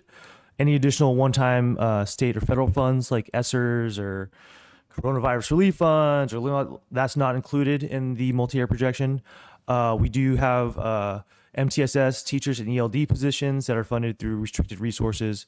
Once that funding runs out, we're gonna have to figure out a way to move them from restricted revenues into or resources into unrestricted resources. Additionally, what really came down the pipe and what I want you guys to be aware of is that the Legislative Analyst Office recently did their fiscal outlook report. The upcoming fiscal year 24-25, we're looking at a $68 billion deficit in the state. There are going to be some changes to the cost of living adjustment, going down from 3.9% to 1.27 in 24-25, and 2% in 25-26. Remember, the cost of living adjustment isn't new money. It's technically in arrears. The basket of goods, we're trying to find the average of what that cost is, if it's going up or going down. And inflation has been down, so COLA is going to be down for the year. So this is not included. And so when we're talking about first interim, we're going to be looking at what you guys are approving. And this is what's next. So at adopted budget, we were going to show a $4.5 million surplus with the 8.22% COLA, with the tentative agreement and the raises that we're projecting, not only for CSCA, but AFT. We're now showing a $678,000 surplus for this current year. In the out years, we're looking at flat. Obviously, when the COLAs get adjusted down, that's going to affect our top line revenue. But overall, we're in a good fiscal position moving forward. And so I'll move to the next slide. So here's just, I've shown this to the board multiple times throughout the year. Just a visual of what is our actual average daily attendance. And because we're on a 3-year average, what are we funded, right? And how does the cost of living adjustment affect our top line LCFF revenue, right? So you can see here, even though the COLA for fiscal year 24-25 is 3.94%, because of the loss of students that we had from 2020 to 2022, the COLA is effectively negative because we're losing revenue, right? So moving forward, this is first interim, but now as we go forward to the next couple slides, we're going to look at the Legislative Analyst Office. What happens if we change the COLA? So this is that same slide. We're adjusting the COLA in 24-25, 25-26. So instead of 3% loss, we're looking at a 5.6% loss in revenue for 24-25 and a 1.25% percent revenue loss in 25-26. This is not in any way, form, or fashion what's going to happen. We don't know yet, but this is just the latest news that's come down. And as I said, like, I want you guys to be aware of what's potentially coming in January with the governor's proposed budget. So this is the same multi-year projection. This is not our first interim, but this is just a projection. Projections are a snapshot in time, and they change sometimes daily. And with that information, we are running a surplus in this current year. The following first year out, we do run a small deficit, but that deficit grows in the following 2 years, right? No need to panic at this point. Right now, this is just a projection. Like I said, there are many different things that Governor Newsom can utilize. There's the Prop 98 reserve. There's the general reserve for the state. More will come. So right now, we'll just wait and see what's going to happen come January, right? So now we're going to move over to the restricted general fund. Overall, revenues increased by $3.29 million. We've lost some of our special education revenues. There's an increase in federal revenues. That's from ESSER funds that expire in September 2024, as well as our Expanding Learning Opportunities Grant funds that expire also in September 2024. We've got an increase in local revenues. Some of that is donation accounts that go to this specifically to the school sites. So we're going to move forward to the expenditures. So we've calculated the tentative agreements for bargaining units, and the salaries and benefits are increasing by $681,000. We have had an increase in contracted services, so additional ELOP contracts. These are things that fund or the Expanded Learning Opportunities Program. This funds great programs like the YMCA, intercessions, and things of that nature. We have an increase for the Partial Tax Youth Center Project. We've also are spending about $1 million in fencing as well as waterproofing SBA, right? So now we're rounding out the corner in spending and timeline for our federal and state COVID-19 and learning loss mitigation funds. We've spent $14.7 million from 2019-20 to 22-23, and we're going to spend another $3.73 million this year. Majority of that is for our MTSS and ELD teachers, Chromebooks, counseling and mental health services, teacher professional development. These are more pertaining to the ESSER funds that were passed with the American Rescue Act. Moving forward, there is the Learning Recovery Block Grant, as well as the Arts and Music Discretionary Block Grant funds. These were the monies that we're going to continue to pass the baton in terms of funding the MTSS teachers, ELD teachers. We're transferring some funds per the bargaining agreement or the tentative agreement for the increased cost of medical premiums for our staff, and continuing support for mental health, counseling services, and figuring out ways to spend that money on learning loss mitigation and direct services to our students and our families. So next steps. January and February, it's a typo, it should be 2024. In January is the governor's proposed budget, right? So what he's going to do is he's going to look at the Legislative Analyst Office report. He's going to talk to his staff in Sacramento, and he's going to put forth his initial budget for the 24-25 fiscal year, right? Come March, we will have the second interim financial report, and in May, he'll tighten up his budget, and we'll have a May revision. And in June, we will have the hearing and the adoption of our budget and our LCAP. So more to come as we find out. So to tie this up, the recommendation is we have a positive certification for our budget. We are able to meet our financial obligations for the current fiscal year and subsequent 2 fiscal years. Are there any questions?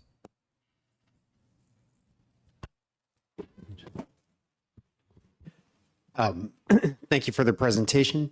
I'm encouraged we have a positive certification, but I was troubled that our actual expenditures were so far from our budget. And this may just be a product of me still being in my first year, but does this normally happen? Like if you go back to slide 9,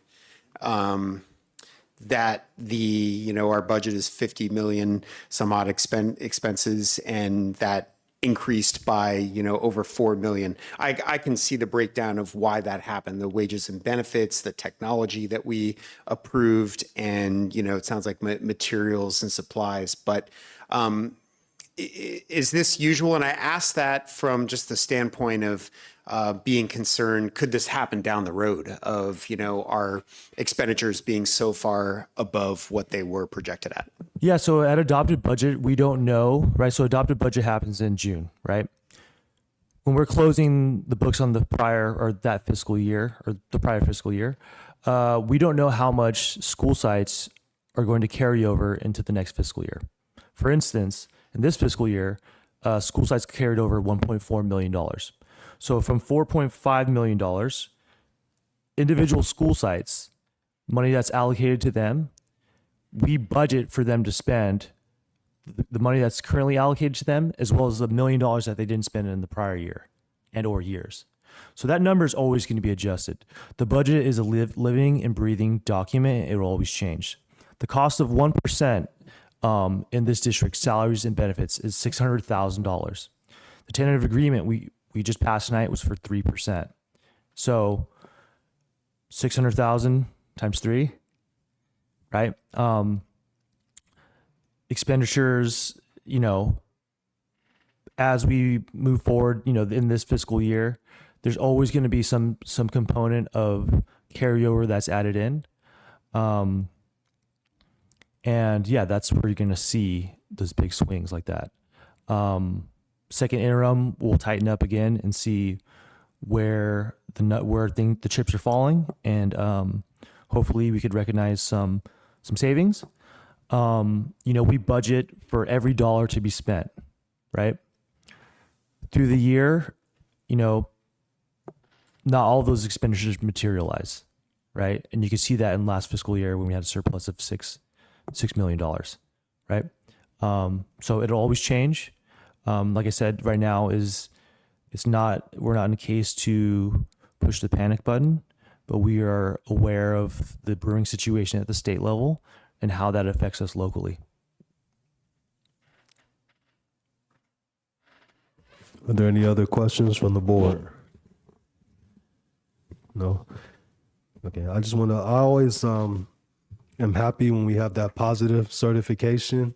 And as long as I've been on the board, I can't recall a time that we were ever negative.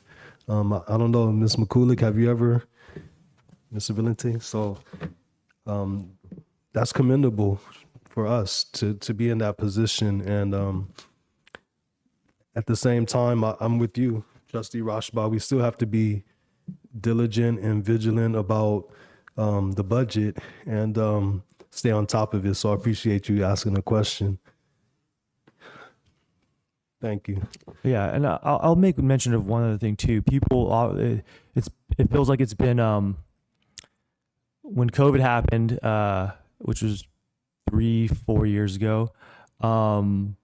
There was a deficit factor that the state was putting on to take away 10% of our revenues in 1 year, right? But then quickly changed where we didn't have that big deficit. So as we move forward, we're going to take everything with a grain of salt because they change quickly and they change fast. And so, we'll just continue to take the guidance from the county and the state, and hopefully our legislators and the governor can find ways to not have a deep impact on the learning recovery that we're trying to accomplish here. Thank you. Thank you. No, it's okay. So we do need a motion to approve the filing of the certification of financial conditions and approve the revision of the adopted budget to correspond with the projected year totals for revenues and expenditures. So that's a mouthful.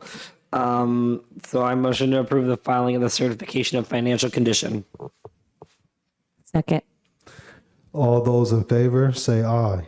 Aye. Unanimously approved. Thank you.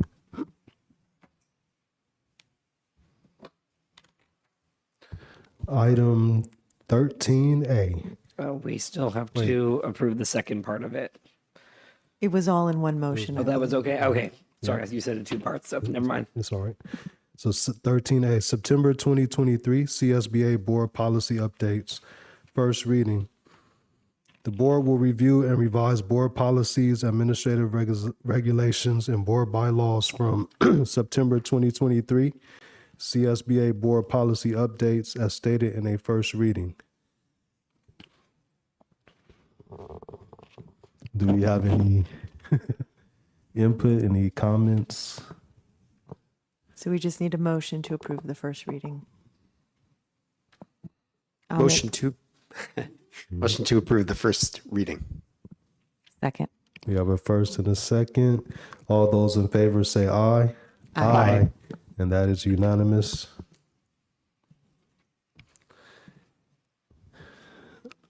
Item 13B, October 2023 CSBA Special Board Policy Updates. First reading. The board will review and revise board policies, administrative regulations, board bylaws from October 2023 CSBA Special Board Policy Updates as stated in a first reading.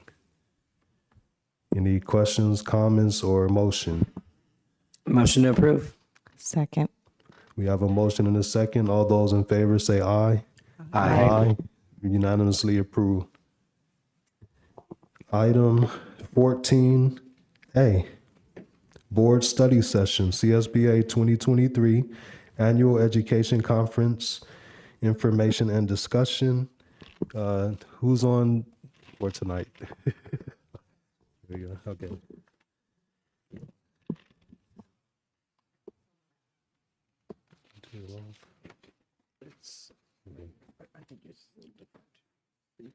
Is it different? Yeah. So we have board members Andrea Jordan and Anthony Sujisaka will highlight some of their learnings, as well as give a report about their attendance at the CSBA 2023 annual conference. So yeah, actually I don't have a paper. I don't know why I was reaching for that. So I think I have two favorite parts of the conference. My favorite part was getting to, of course, spend time with my fellow board trustees and superintendent and new superintendent McCulloch. We were very lucky that she was able to be there last year as well as the oncoming superintendent, but now as the appointed superintendent or hired superintendent. It was nice to get to collaborate with all of you, learn with all of you through all the different sessions that we talked to. Of course, we miss Trustee Liu, Anuai. But yeah, so I think my one session I really wanted to highlight was Saul Khan was there. For those of you who know from Khan Academy, he's the founder and CEO of the nonprofit organization. And he was speaking about something, topic that I find very beneficial, but a lot find controversial for schools, which is AI. And a lot of it is, I'm basically going to recap what he said because honestly, I wish I had that video recording. I've been raving about it, about how to my own work site and how Conmigo is going to be such a huge, hopefully revolutionary, but also privacy keeping tool that educators will be able to utilize in their classrooms. But yeah, for those of you listening who do not know what it is he presented about AI, how it should not be feared, and how a lot of educators, when it first came out and ChatGPT started last year to a year and a half ago, it was very feared, and how, oh, we're never going to actually be able to know what our kids actually know. And he was talking about how, well, his first thing was, I see an opportunity here to gain control of it and kind of revamp it so it's not giving answers like ChatGPT. You type in an answer, it'll give it to you. Conmigo, it's a program where it's the same thing, but it's going to say, I can't give you the answer, but here's how to do it. It's going to try to provide individual help for a bunch of different students who are sitting in the same classroom, but live. It's basically going to be like having a computer tutor right there live helping you out. And it does a whole bunch of different subjects. The two that he presented were math, which I feel like that one was a given, but then he also did English. That's something and that even I still struggle in, just writing, cohesive writing. And it's such a tool that when he presented it, and again, I hope it works as it presents, because, sometimes things work as they present it, sometimes they don't. But the way it was able to provide live feedback and really interact with the interface that he was inputting was astounding. And I think that would be a huge beneficial resource. It's also going to be able to help classroom teachers. So instead of having them read and write and check for plagiarism, it will do all of that. And it will allow teachers to focus more time on curriculum development. And actually, he even showed us it will write a lesson plan for a teacher, which as an educator, I don't know how I feel about that. I feel like it's a great tool for planning curriculum. And I think it's kind of like how I even use it is for ideas. I ask it for ideas, but then of course I don't just take what it gives me and just use it. I want to see, well, there's a good idea, and then utilize it there. So that's really the biggest chunk that I took out of it. But I will pass it on to Trustee Jordan. Thank you. So this was my fourth CSBA conference, and it's funny, I've done so many different formats. I did the online format, and then the last 2 years we were in San Diego, and then this year we're in San Francisco, and it's really interesting. The San Francisco one, I don't know, it was just different because we were in our own home, and so getting on the BART every day was an interesting feat, and then obviously going to Moscone Center. But it was a great conference. I was actually, for the first time, able to attend a pre-session before the actual conference. So I attended the board president workshop, and it was really insightful. And I had someone ask me a question because I was board president before I had ever actually taken a board president workshop. And actually, thank you to President Ali, who had last year provided me, before I had gotten appointed or I guess voted in to be president, he had provided me with a workbook that he had used way back when he had gone to a board president workshop. And the question that I was asked was, well, do you think that it's beneficial to take the class before you become board president? And I actually don't think so. I think being on the job, seeing how our fellow trustees are kind of managing and facilitating the meeting, I don't think it was required for me to have taken that class before becoming board president, but it was a great reminder of what I'm doing, and actually some things that I didn't know. So for example, because I had watched beforehand a board president not making motions, I just thought that as a board president, you cannot make a motion. However, I was told that as a board president, you can make a motion, you can make a second, you can actually speak before you allow the other trustees to speak. However, it is recommended that you don't, because it makes sense to give others a voice and allow them to talk, since you're already facilitating the entire meeting. So that was something that I did not know. I just thought it was normal not to do that. And now I'm like, oh, I can do that. It's just recommended not to. Another thing that they talked about was onboarding new trustees. And I'm going to be so sad to see Trustee Leah Iganwai leave. However, what that means is our dynamic is going to change, and we're going to need to bring in a new trustee or two if I don't get reelected. However, what did come up was having a curriculum for new board members, which I never thought of that. When I got onboarded, it was a weird time in the world.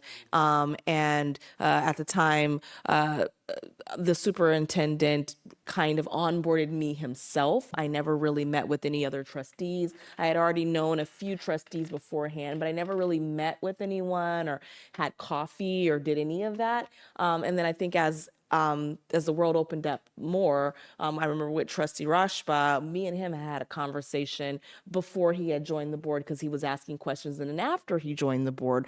But having some sort of curriculum to say, well, these are the things that we want our new board members to know, so that they're not coming in feeling like they're drinking from a fire hose, and they know that, it's okay, and it takes more than 21 days to form a habit of being a board member. So that was something that was interesting that I took out of it. The other thing was saying doing a candidate forum or a candidate orientation to actually get candidates who may be interested, maybe attending a meeting, maybe allowing them to really grasp what they're about to get into. I didn't know what I was getting into. I was warned, but I didn't know until it actually happened. And I think it would have been beneficial if I had got into a candidate forum, maybe even seen the personalities that were on the board, because again, each person change could change the dynamic of the entire team. The other thing that came up was obviously if we did decide to do that, if there is a quorum, it must be agendized. So it would be similar to like having a special meeting. But essentially, obviously, it would be obviously on the board to make the decision on how they would like to move forward with the candidate forum or orientation for people once they were actually elected onto the board. Sorry, there's a bunch of things that I learned. The other thing that they talked about is board evaluation. And I know that every year we do a retreat, but know if I remember us doing a board evaluation. So this is more of a question. Do we do a board evaluation every year? You will be doing one in February. Okay. Well, so what you call, excuse me, the board retreat is actually the self-evaluation. Self-evaluation of us as a board. Okay. So that's, So it's technically not really a retreat. It's well, yes. it's self-evaluation. That's why Okay. we do it here. Okay. Because I guess I saw it as more of a regrouping and not an evaluation of us, which I don't know why I thought of it that way, because we come in, we have the conversation with the CSBA rep beforehand about how we feel and all of that. But when we get here, we really just talk about moving forward, not necessarily where we've been. And so I guess that's where I guess I'm a little confused about evaluation versus moving forward, if that makes any sense. So thank you for clarifying that. Because if we're not doing an evaluation, we should be. And then the other thing that came up from that session as well was having study sessions. We have not done, I don't think I've done a study session since I've been on this board, and maybe my brain is not recalling a study session. I know we've had special meetings. I know we've had conversations about having study sessions, but I don't remember if we've actually had one.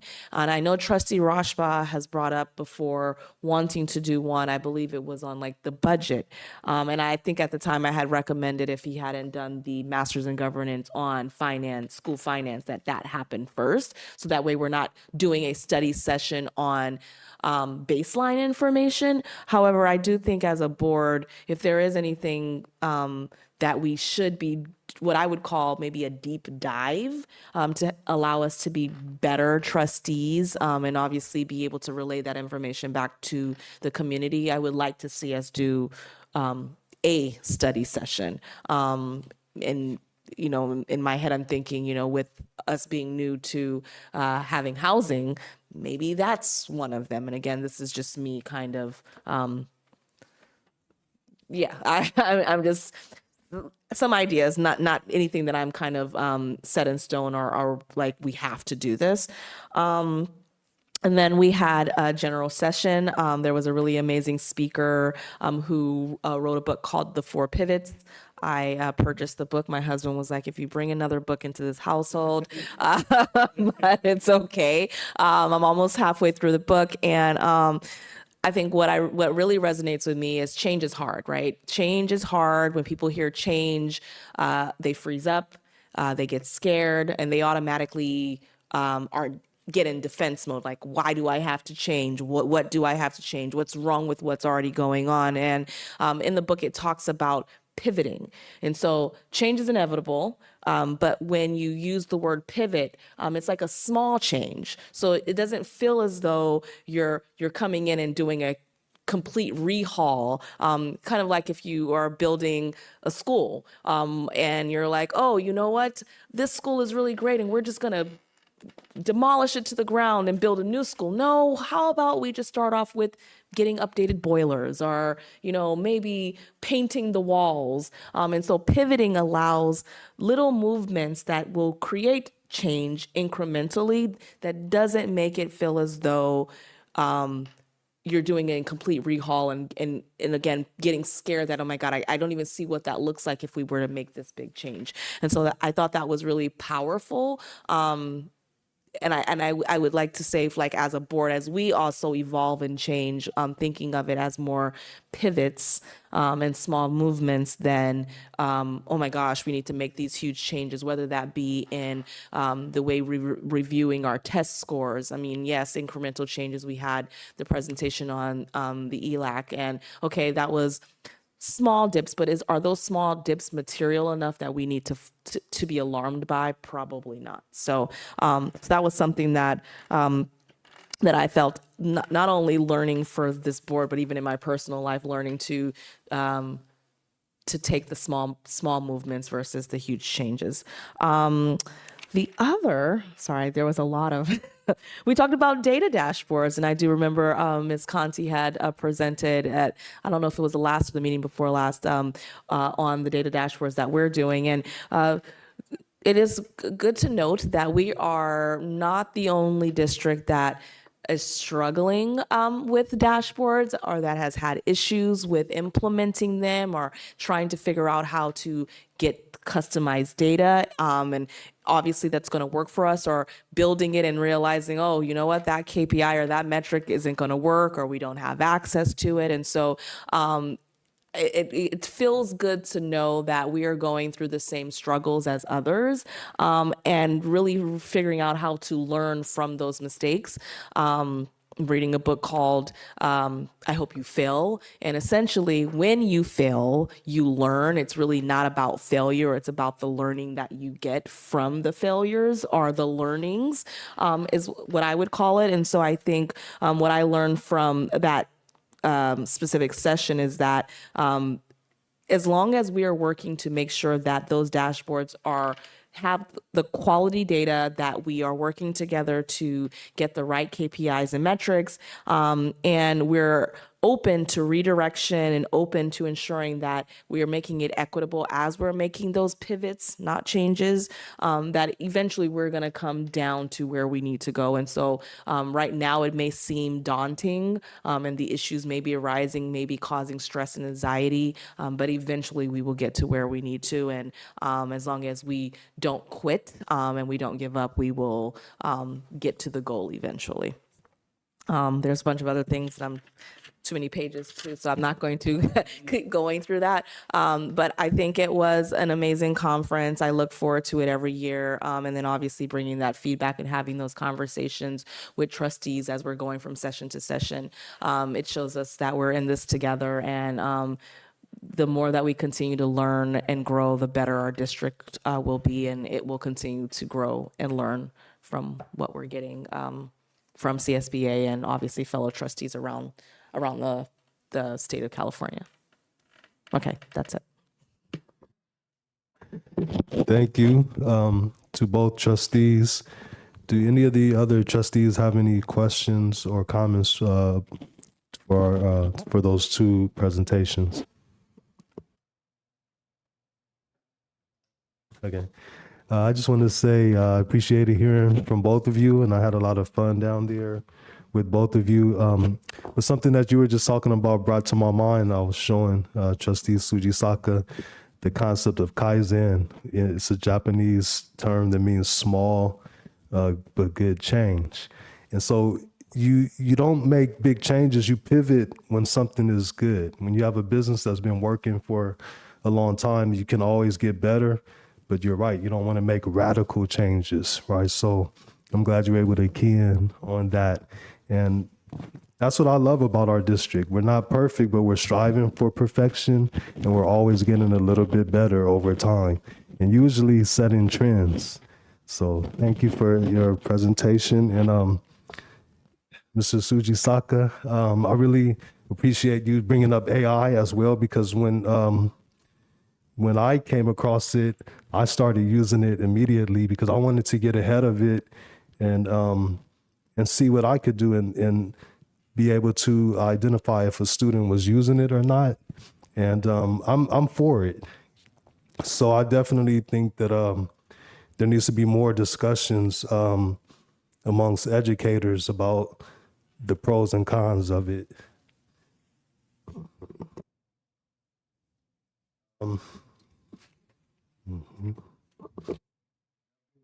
Two, governance team member comments and reports and board meeting reflection.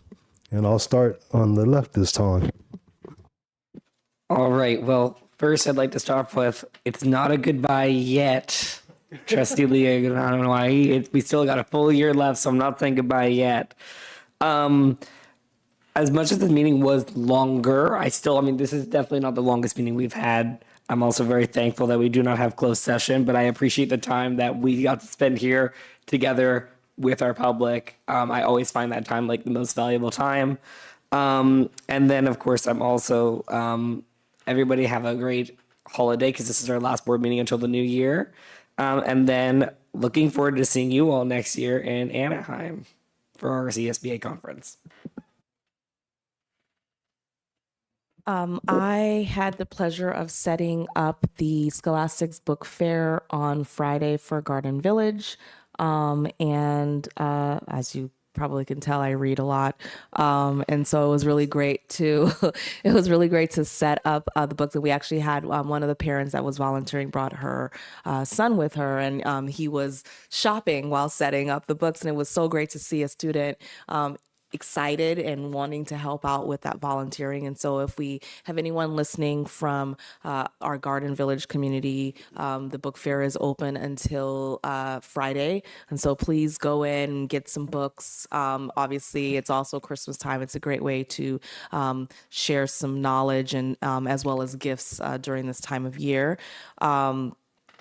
Secondarily, I want to thank my fellow trustees again for the kind words earlier. I think this meeting went really well. Like Trustee Sujisaka said, not the longest meeting we had, and we were able to accomplish a lot and keep that focus on our students. It was really great to have the after-school program here for sports. Make those presentations about what they're doing, and honestly hearing the students in their own words. And it's funny, they all had it written down. It was really so amazing to see. And my favorite part of every meeting is hearing our students talk. And so I look forward to hearing more presentations going into the new year. And with that, happy holidays and happy new year to everyone. Okay. Yeah, I'm tired, but I think in a good way. It's because we covered some weighty topics this meeting, echoing Trustee Jordan's inspiration from the student presentations as always. And I think we covered a lot in what we did, and inspired by the comments from all of you tonight, my fellow trustees. I appreciate the reports on the CSBA conference, which I look forward to reporting next meeting, and enjoyed attending. And wanted to wish everybody in the district happy holidays and happy New Year in advance. Thank you. All that and then some. So I love what you mentioned about the pivots. It's a Psalm 1 proverb. It's like titi, which means small, ai ma'ingi. And so this is very similar in Hawaiian as well, in Tongan. So it says ai ma'ingi, it means impactful, powerful. So like titi, ai ma'ini. So I love it because usually you hear it from an elder when she sees, mostly from mothers, when they see a young one rising up, making small attempts, pivots that impact long-lasting change. So you would hear an elderly woman say that in the village. And so that resonated with me. I think we've had the opportunity to make many pivots this past year, both large and small. And I'm just super grateful. I am going to put out that I will be reaching out to folks. I'm actually doing a video to encourage people to come and sit at our meetings, to tap into each one of us, to look at running for my seat. And I think that that's part of my due diligence of recognizing that I have taken space and that it's time to make space. And I want to ensure that someone that comes in and runs for the office doesn't run for the office just for the status of the office, but runs for the office because they want to take up space and be committed to this work. So I'm committed to doing that. And I'm excited for this new year to come and to continue to just do great things here in the district with all of you. So, happy holidays, and to everything that everyone celebrates. It's a time of reflection. And I heard tonight how important time is. It's such a precious commodity. So be mindful of how you use your time. Yeah, be mindful. So all the best. Lots of love and blessings to everyone.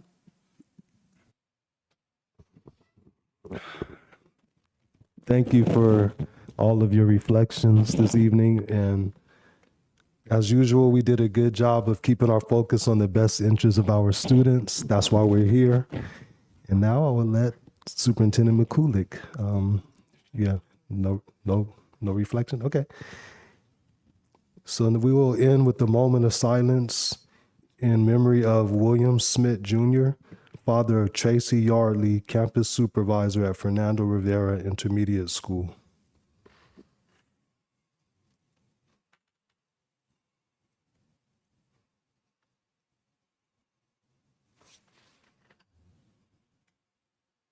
Meeting adjourned.